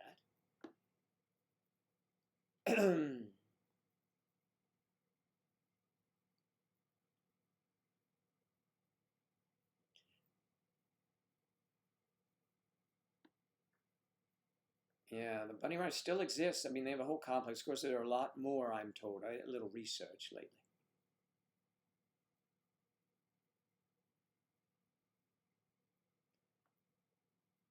Yes, correct. We'll let that go. We won't have to show it.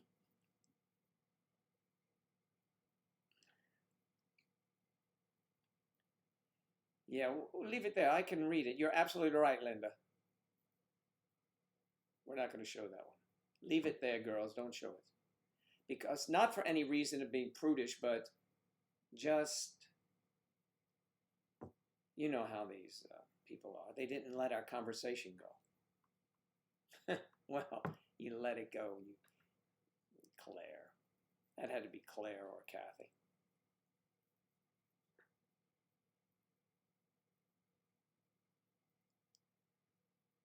Mum's the word.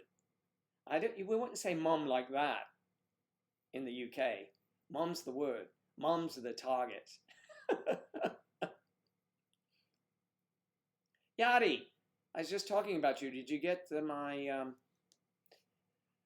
I sent you a couple things to check over. Yeah, you can check them out.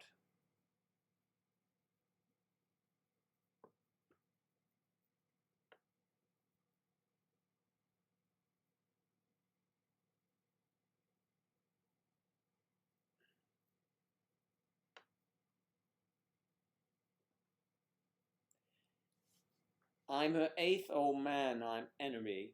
Enemy the eighth. I am. I am.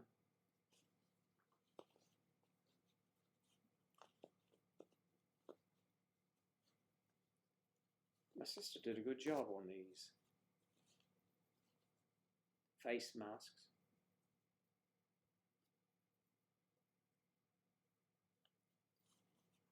And she reminded me, she said, you know, wear them only a couple times and then wash them. Everyone's an expert, but you know, okay.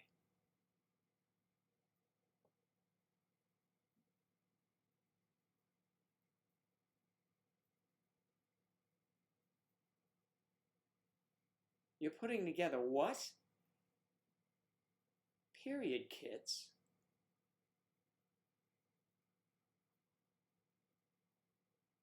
Charlie, why would you be doing that?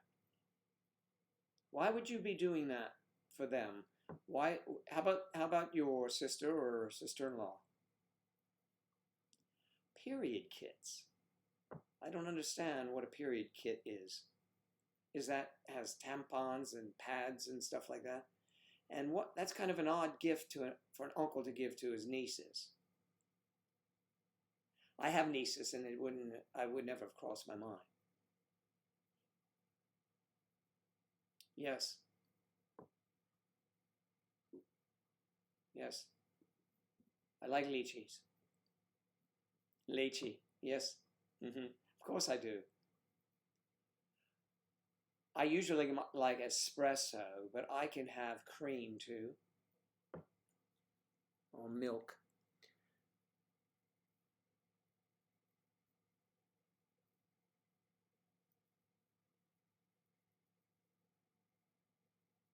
Well, biologically, it makes them able to bear children. It does not make them women, but I mean, that's a little bit.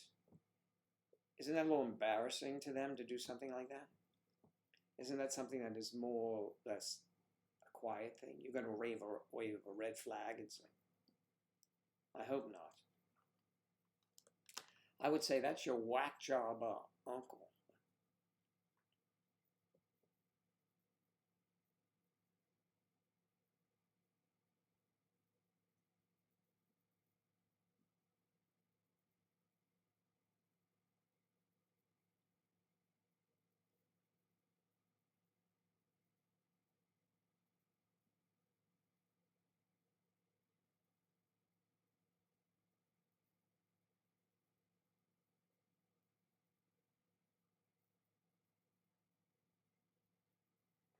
Right, so you would go to the store and buy their tampons, is that it?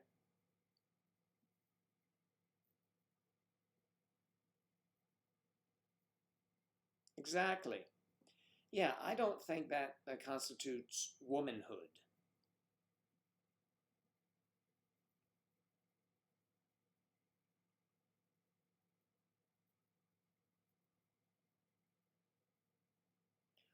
Wait a minute, though, Claire. Your mother never, I mean, she never told you about, eventually this is going to happen to you, and to avoid embarrassment, make sure you always care. What? I am just amazed at people not preparing others. I'll have to check with my sisters.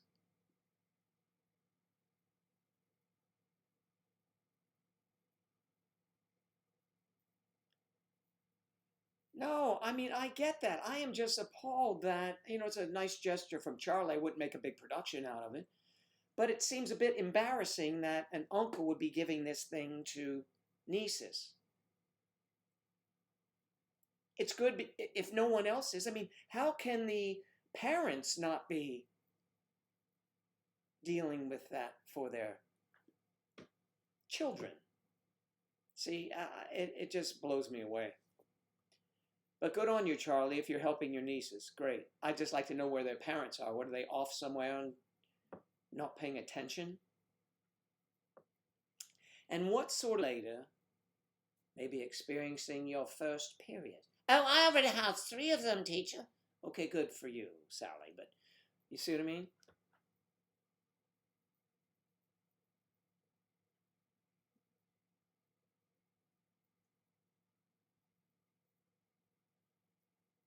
What would they say, though?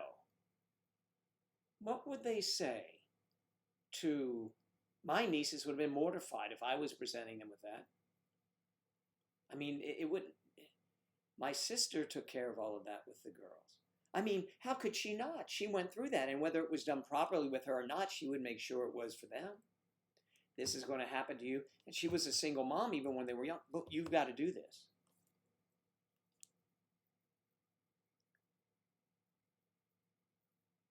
How could she do that, Claire, and not provide you with pads or tampons?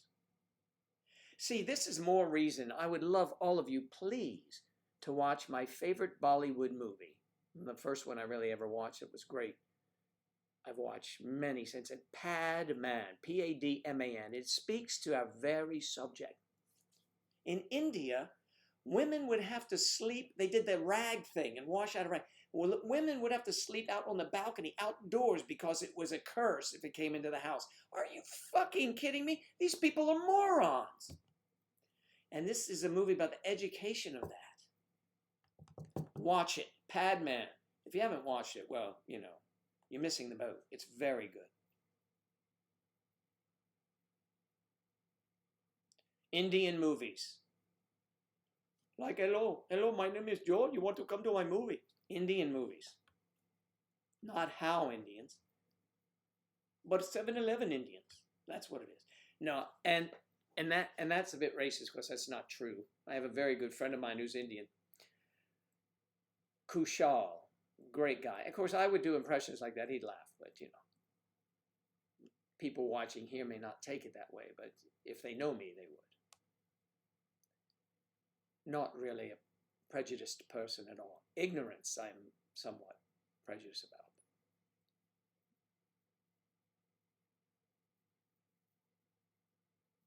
Yes, I'm telling you, watch it. It's a great movie. I mean, really. And that got me hooked on Bollywood movies. There's some great ones I could recommend to you. One of them is called Pink, about this guy that defends 3 innocent girls. India's really brutal, but the movies are so good and they're highly rated. There's another one called, oh man, what was that? Pink? Azar? Oh, no, a Badla, Badla. Watch. Padma, Padma. No, Padman. What did I say? Padma. Padman, Padman. Badla, Badla. And Pink. And if you're not hooked on those movies by then you don't like them. But my God, they are great.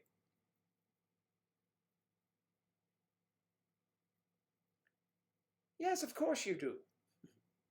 Hello.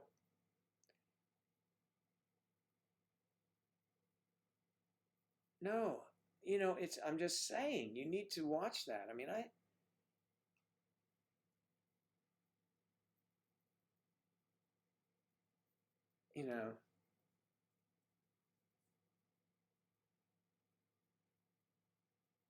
my friend who's Indian, he said, that's funny, Joe. Don't do that in my house. My mother would go nuts. Okay. No do to you for don't want to. Anyway, the thing is, when they speak Hindi, there's also mixed in with English. And I find that amusing because they go, Bali, bali, bali, you kidding me? Bali, bali. I don't speak Hindi, of course, but they give it to you in English. And then you're reading the English and you're hearing them speak the English.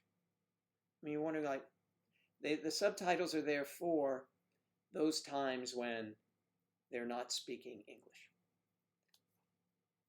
But some of them, you could watch an entire movie that has subtitles and you would know what's going on because they speak enough English to give you an idea. But I find them fascinating.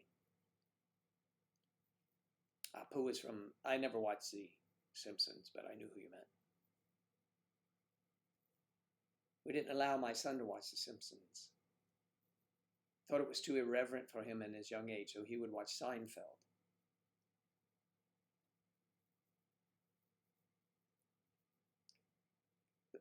I'm more of a Seinfeld kind of guy.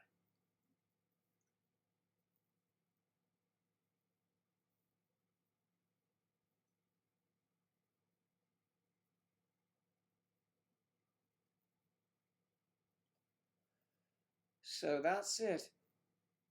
I came on a bit late, so stay himself for a few more minutes. Of course you love The Simpsons. It was right in your wheelhouse. And yes, of course not. I'm not surprised, Victoria, because you can watch whatever you want online. My son did not, we didn't let him have a computer until he was maybe 7 or 8. And I'll never forget this. This is hilarious. My mom, we lived in this big house and Joseph had his own computer and he was trading Pokemon cards. Okay? And he used to do that and I would take him to a thing and I'm amazed. He's the youngest kid in there and you have adult men and they're dealing in Pokemon cards and they're saying to my son, will you take that? What do you take for that? No, I'm not selling it. Why won't you take it? I'm not selling it. I mean, he was very good at that. One day at band camp, I remember upstairs vividly. My son's in like an office on his computer. And my mother saying, what's he doing? I said, he's on the computer. He's trading Pokemon cards or something. Can we watch? Oh, sure, we go in. And it was usually all these nice things, right?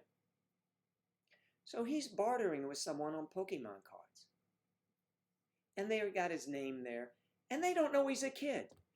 And my mother's watching this, like the scroll. And he goes, oh, Joseph, you little cocksucker, what are you doing? My mother freaks out. She goes to me, Joe, I don't think that's appropriate. It's not appropriate, Mom. It's language. Joseph, get off that thing. Oh, my God. He was just talking to people, didn't know how old he was. He was bartering and changing, and it was hilarious. She was, yeah, he probably doesn't even remember that. It was like really, and I was like, no more, boom.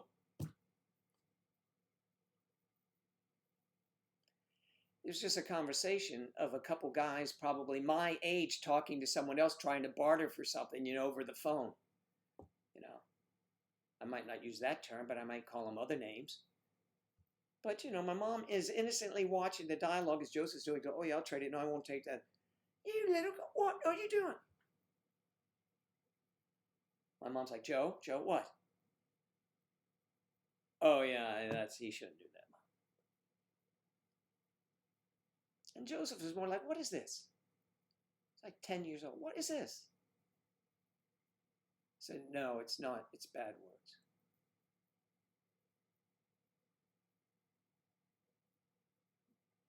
The internet's impact on pornography. Yes. They call generation porn. Generation porn. It's on C4. Isn't that plastic explosives? Stay away from that, dear. We like you being here. I think C4 is plastic explosives.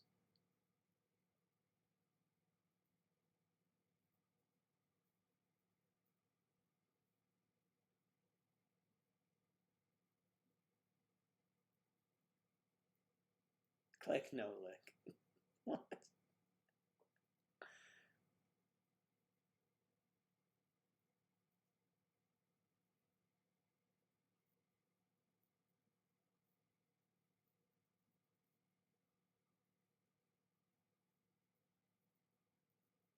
Well, Yadi, I find it interesting that suddenly you're exhibiting some moral character. I'm proud of you. I'm teasing you, hon. You do whatever you want.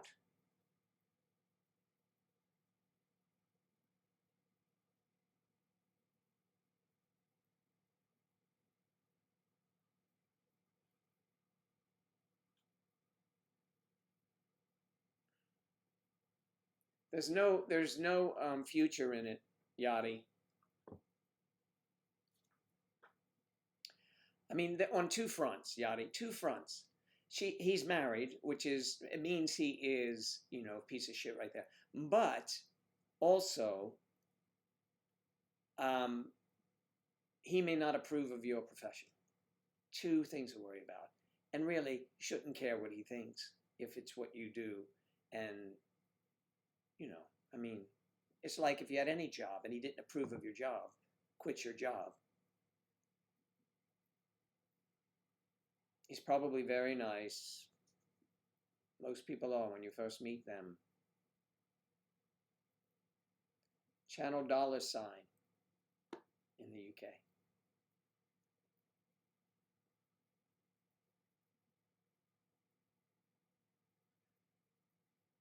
Channel 4, got you, hon. Yes. Yes, 4. All right. I know it's C4. See, that's where my mind is. My mind is in terrorism and explosives.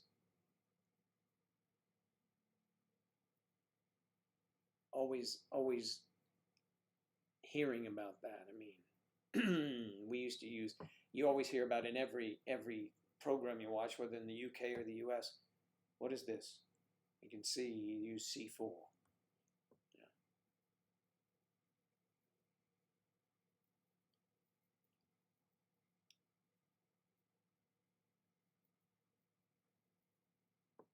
Yachty is an escort.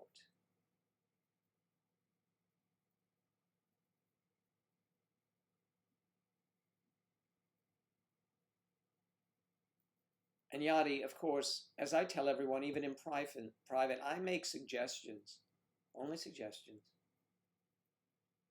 You do what you want to do. Use what you can and discard the rest.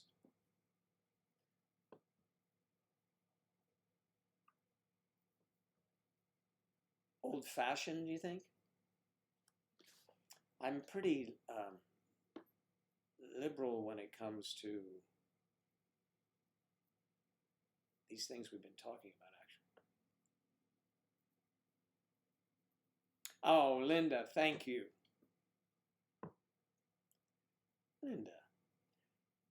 Linda knows.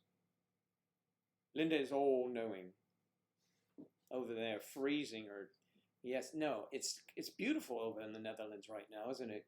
Bo was telling me you've had some splendid days. And in the EU, this is the time of year. I was in the Netherlands when it was turning cold the last time.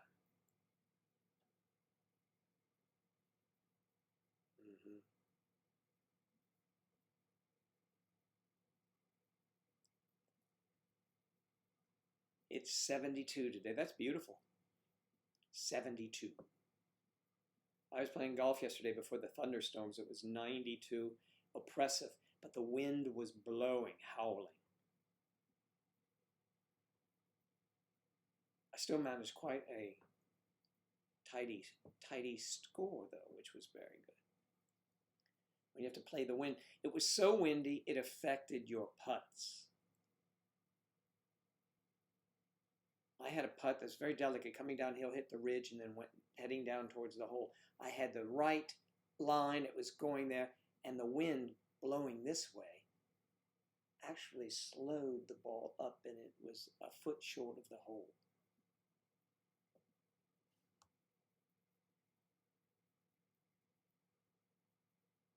Today, here it is. Let's ask Siri, see if she knows. Siri, what is the weather forecast for me today? Here's the forecast for today. 91 degrees. 91, hot and humid. Oh, 76 humidity, that's high. So it's raining, going to rain maybe?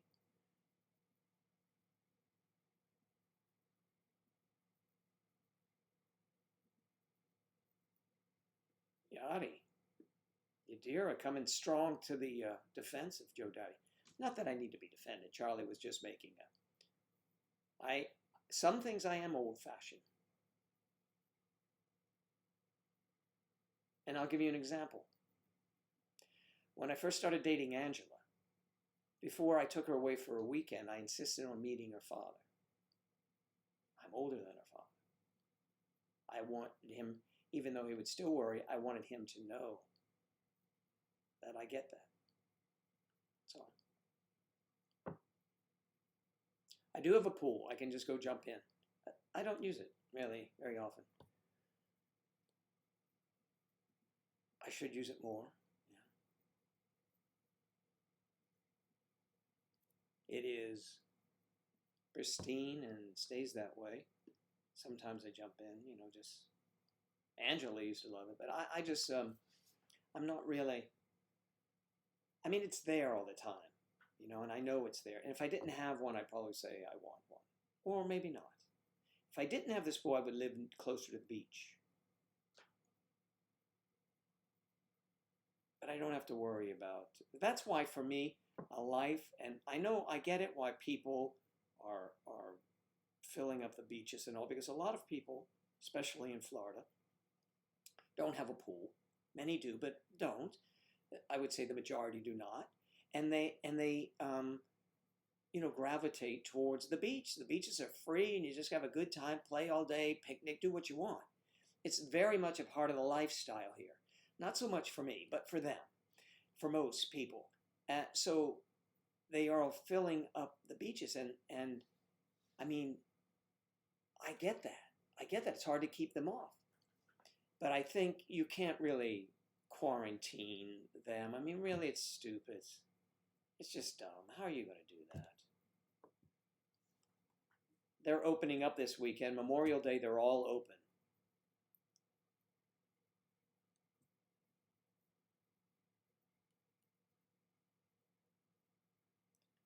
Nice.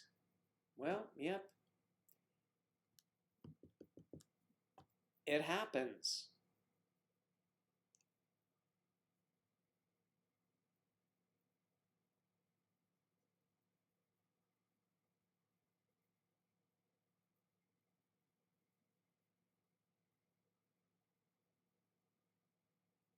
naked and film it. It would not be the first time that pool has had naked people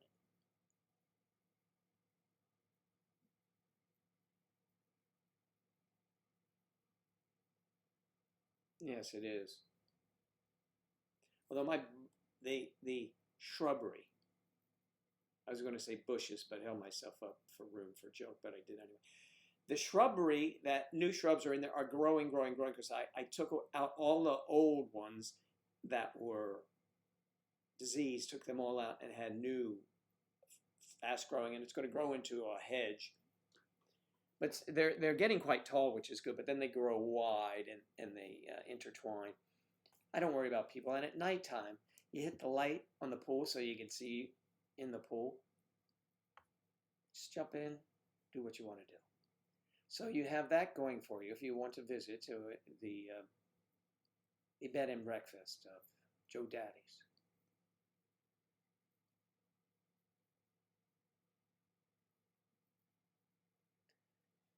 I'll have bitches, but I love, yeah, pool. Yeah.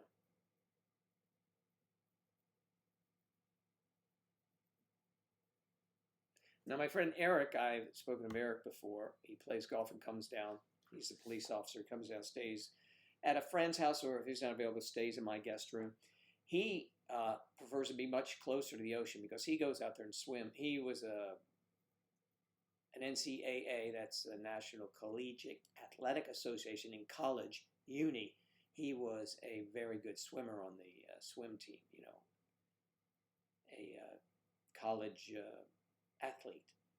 So he would get out in the ocean and just go, take off. I wouldn't personally, unless I can see the bottom these days, because there are too many. I like it crystal clear. Just go out, maybe get in the waves a little bit, you know, talking and having a good time. But to go way out, I used to go way out and swim, but there are too many stories, and I don't want to be one of the stories. You know, shark attacks. Now, I have friends, and Angela has relatives, and I have a very good friend. He's my age. He still surfs, and they surf all over the place. So you have everything here if you want. A lot of people like the boating and all of that. I like to take a boat out, somebody else's boat, and go over to some island, you know, have lunch and just have a good time. Or I like to go to the bars that are on the water.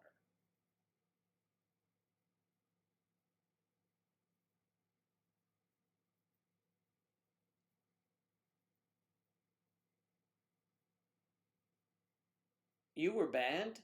I have 2 words for you, Joe. Brazilian wax. Yes, I'm not unfamiliar with the Brazilian wax at all. Not for me, but mostly, you know what I'm saying. So, do we get breakfast in bed? Oh, that's, you know, whatever you want, of course. You're not allowed back in the States without a visa. Why were you fully banned 10 years ago? Claire Ann, I'm going to have to come visit you, I guess. Do tell, dear.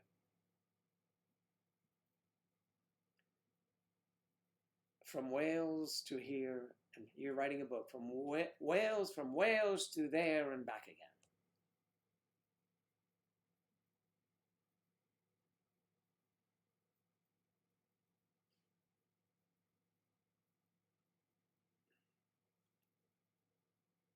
You were fully banned. Put some more medication in my eye. See, it's a little bit red. But not the eyeball, just that little skin.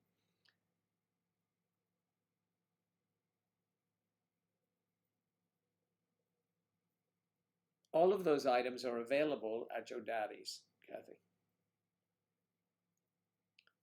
And Victoria Beach, that's the name of a stripper. Okay. Oh no, that was Sandy Beach, sorry.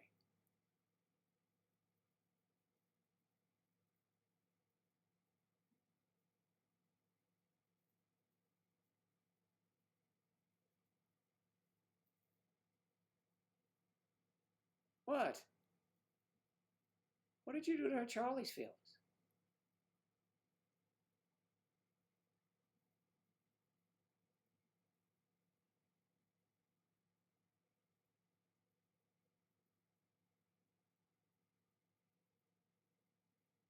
What?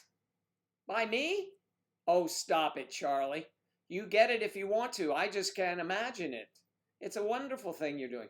I cannot fathom it myself at that time. I was trying to put myself in my niece's age. I haven't had a niece. I have great nieces now, so I'm not as close to them, but my nieces are on their 50s. So I cannot imagine back when they were little doing that. It would be unheard of. Having periods, all that kind of stuff was just you didn't speak about it. That's the era I come from. That's why I find it amazing. But it's good that you're doing that, especially if it's something they need. Absolutely. Do not be offended. Do not. You do what you want to do, bud. I'm basing things on, I have I only know from years ago, and it would be, as a matter of fact, in the movie Padman, you should see that. He came up with a brilliant idea, was ostracized. It was something that should not be spoken about. Come on. Charlie, I think it's wonderful. Anything you do for your nieces that help them. They need to be educated. And, and it's wonderful.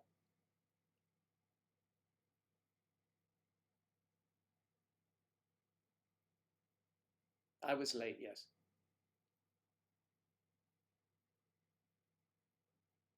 No, of course not. As I've already mentioned. Charlie, stop it. You're one of our friends here, very dear friends, so don't be ridiculous. You probably sent me a message condemning what I said, but it was not meant that way.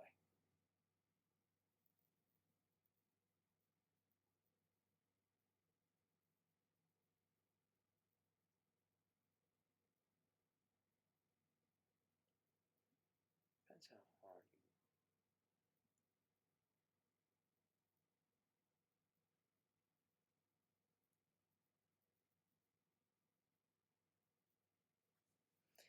I just read those jokes Sam told. I do remember them. One of them I think is kind of ridiculous, painting the fence, but the other one is funny.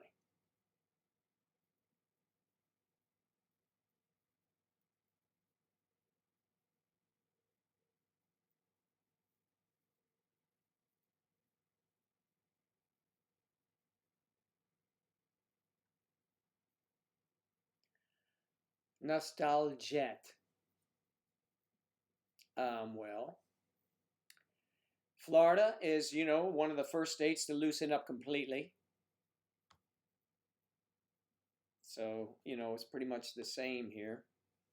They put lines in the supermarket so you have to know which way you're going, which is still a pain in the ass, and only half of us use them.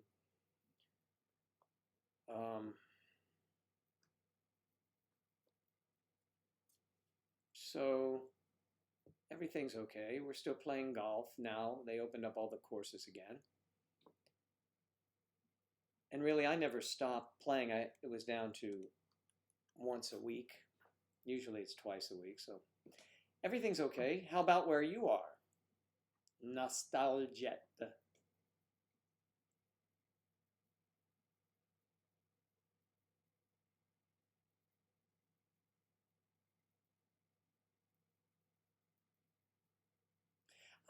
There's another woman saying the same thing. I cannot believe.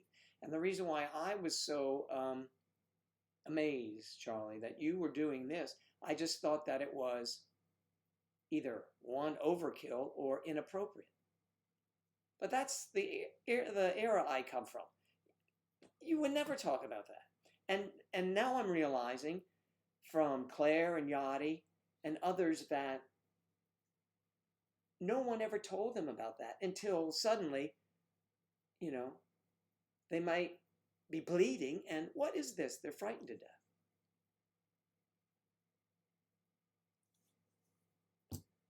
So it's a very nice thing you're doing.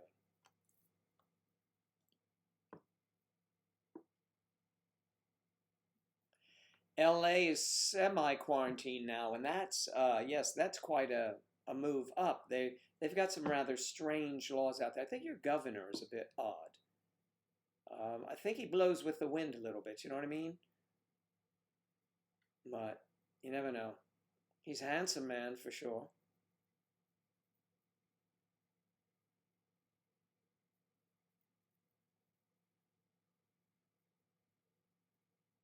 Yeah.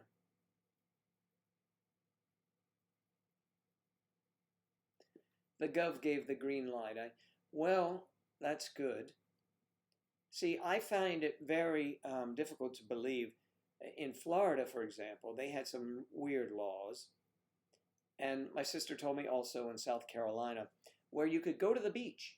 You could skimboard, you could surf, you could body surf, swim, walk in the water, but you couldn't lay down on a towel. So I guess the problem there is that you become so exhausted, you might drown. But you can walk along the beach with someone new, have yourself a summer fling or two. Just remember, I'm in love with you. But anyway, no place to lay down. My sister's case, they couldn't put chairs down, beach chairs. For fear that would be a congregation of perhaps family members that would be sitting together. And why couldn't they? They live together. It's just a science. We, like anything new, we will figure it out. And then going forward, there will be classes. We'll be educated. There will be a department of whatever.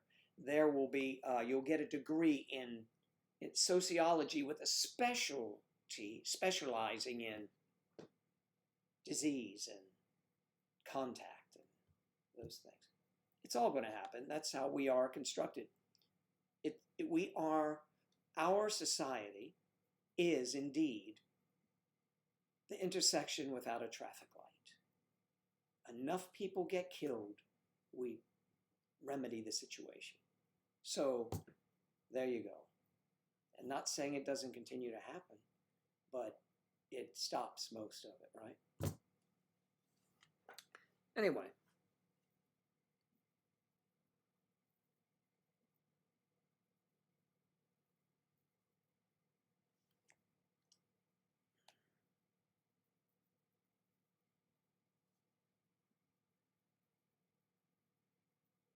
I'm just checking, I have some notes. I feel bad that Charlie feels bad. I do. I should read books for you. But, of course I'm kidding. Consider how old I am. And consider that when I was your age or their age, they would have been appalled at their uncle or their father even doing something like that. It was tasked with the women in the house to disseminate information. That's all it was. My sister and I were having a conversation, and her very good friend said, "Oh, it's Memorial Day. What are we going to do?" My sister is relegated to they have porch parties. They have a large home and a large porch, so their friends will come, and they're 6 feet away. Everybody, they have X number of people, and they'll cook some things out. And I mean, it's nuts. And she lets them, of course, there's several bathrooms, so there's one that's closest to the porch that they use. And then I'm sure when everyone leaves, she just, is in there spraying stuff. But, I mean, I should have had a pool party by now. Because what kind of a neighbor am I? Well, I'm not that kind, actually. I'll go to the pool party at your house, but pool party for me would be very close friends. I don't have that many friends of that caliber here. I have Bruce, my friend I play golf with, he's certainly welcome to come over, drink a couple beers, and, we hang out. And I have other friends who, if they were visiting, would be here, like all of you, of course. would be welcome. But we have this thing going on right now for myself and Bruce that if the golf, and I think this makes sense, all right? If the golf courses are issuing one cart to each player, man or woman, you get your own cart. It seems foolish for us to arrive in the same vehicle, get out, and then each get in separate carts. I mean, that's just bonkers to me. So we drive separately. That's the only thing that's changed. And since I was doing all the driving, most of it, Bruce has a truck, antique truck that he drives, and a motorcycle. I would do the driving. I just said, we played the other, said, where do you want to go that's not too far, you know? Or I said, because we're still maintaining. I says, yeah, here. So we went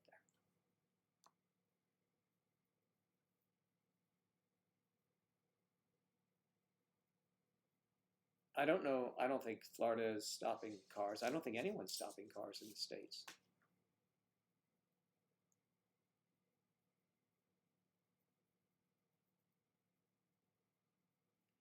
Say that again, Kristen. Say that again. I'm reading this. Jesus, it must be getting tired. You can visit Florida for a few days. Oh, as of a few days ago, you could visit Florida. However, if you are from Colorado. So they're specifying cities. If you're from Denver, New Orleans, or anywhere in New York, you're not allowed in. I could smuggle, I bet I could get Victoria in here. This, you might have to stay indoors for a while, Victoria. Quarantine in the guest room before you could go. I know you could go to the pool because nobody can. It's my pool.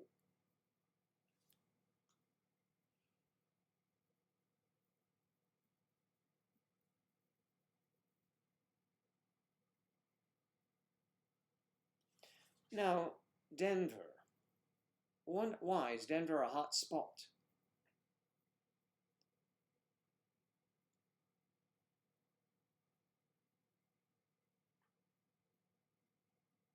Well, I don't think many people would be driving in from California, Yachty. I mean, just saying.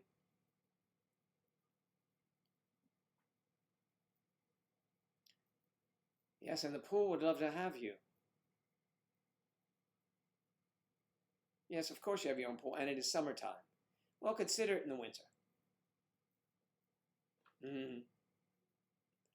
Smuggle me in. Yes, it would be a nonstop laughter for sure. They're not stopping anyone, as far as I know, at the airports. So that's why I'm wondering. The border is pretty easily controlled, I guess. I don't know. I'd have to drive up to my sister in South Carolina. I'd have to go through Georgia, then South Carolina. And by that time, I know if they're stopping anyone.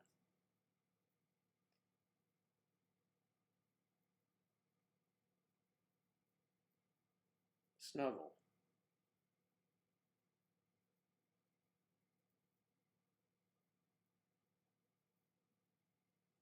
Yeah, it would be something. I thought we were planning on your part of the world, Kristen. You're going to put us all onto that really nice house that we can rent for a week.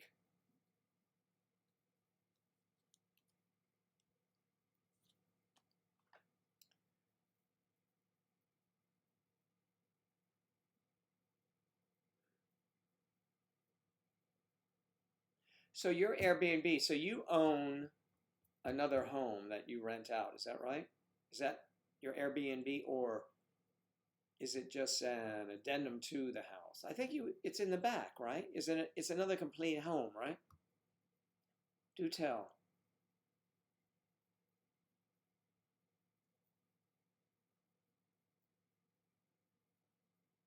So did we get a Claire Anna, did you say anything about why you are quarantined from here, or Or are you just talking that you can't fly here? Or you're banned? You said you were banned. Why is that?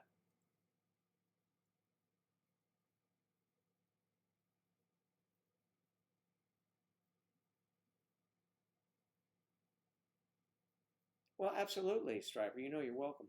Of course. Things will loosen up. We were going to meet down in Hollywood, but I'd like to get out too. So I would meet down at Margaritaville. You know Margaritaville. You know, Joe, it's my theme music before I leave. I don't know if the guitar's tuned, so we're just going to wing it. Does it sound tuned?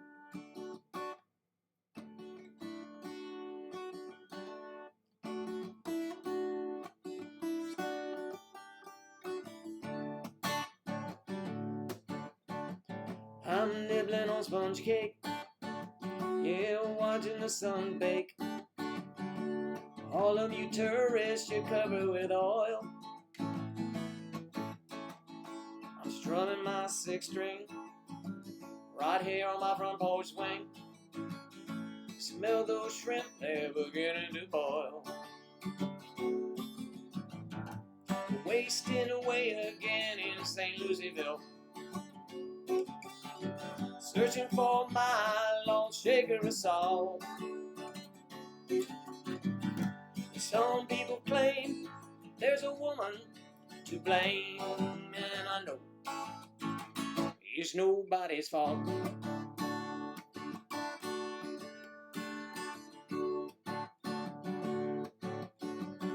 I don't know the reason that I stay here all season.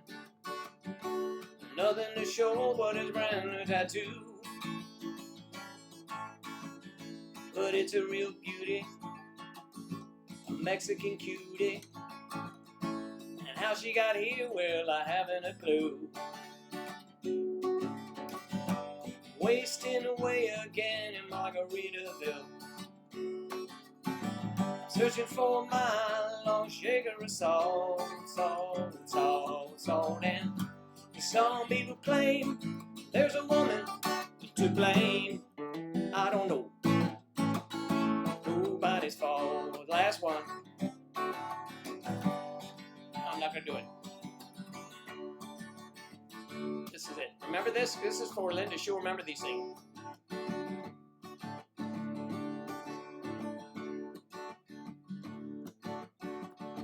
I stepped on a pop top. No, I blew out my flip flop. I stepped on a pop top. I cut my heel, had to cruise on back home. But there's booze in the blender. Yeah, soon it will render that frozen concoction that helps me hang on. I'm wasting away again in Margaritaville, searching for my lost shaker of salt. Some people claim there's a woman to blame. I don't know, it's my own damn fault. Yes, and some people claim there's a woman to blame. I don't know, it's my own damn.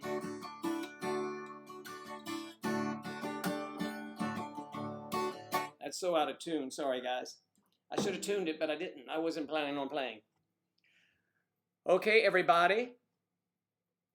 Wasting away again in Margaritaville. Booze in the blender. That's it. You reposted the answer for me. Where is it? Why are you banned? I was married to a guy from Arizona.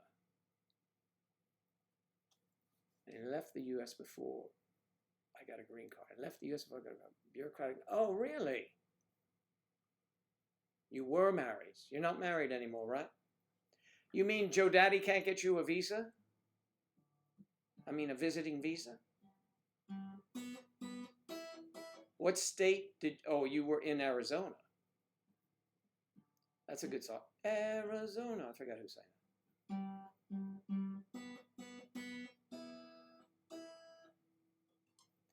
it. Panama City Beach, Florida peeps. Be there or be square. Wasting away again. Well, the twins will be having a birthday party, and you all will be welcome, of course. I get to adopt them eventually. Right now, I'm doing some other things. Claire's taking off. Claire, good to see you. Go Skype tomorrow. I hope so. Hope to do that. Everybody will be there, right? Claire Anna, you should be at Skype tomorrow, so make sure you contact me on Skype here. Go to this address.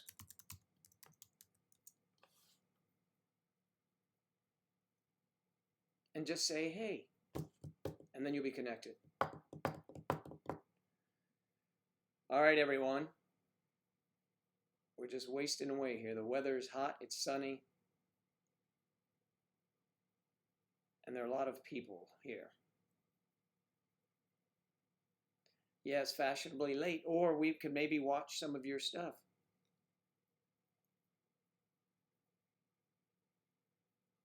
You did message me? No, but let's see something. You can't voice, really.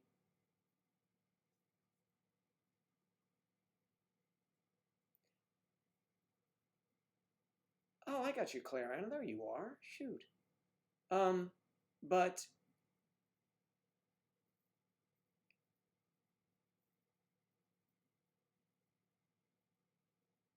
yes, you are. How foolish of me. I see it. Yes. I'm typing yes to you right there. But you can't voice, but you have it available. We can, because you're connected here, we can hear you, we can see you. So if you can't do it, you can put headsets on. Some come here and maybe they can't, make noise because someone's sleeping or whatever they're doing. They just watch in and maybe so we can see you sleeping or just watch you. I mean, you have the opportunity to watch, is what I'm trying to say. So yes, please do. And we'll look forward to seeing you, that you'll be welcomed in, and everyone would love to see you and be able to hear your voice if you can speak. Family around. I got you.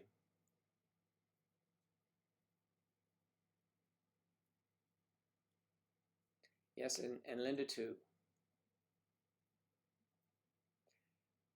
Linda. Yes, Linda just did this. Linda just came in. Claire's there, Linda. Yep. Thank you, Linda. Okay.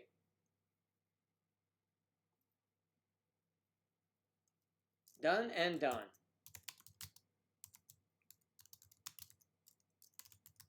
So tomorrow night at 7 p.m. Eastern, Linda, we will begin. Yes, by all means. Hello, Jen. Wow.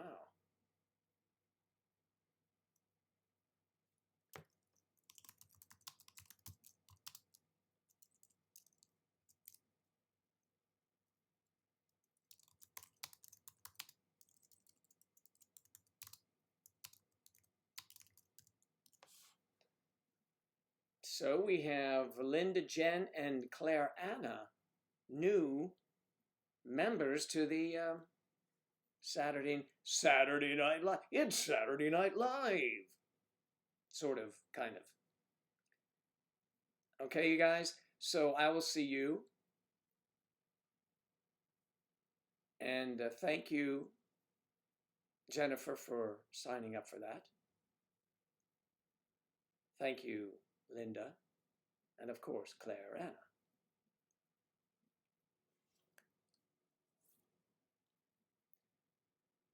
So,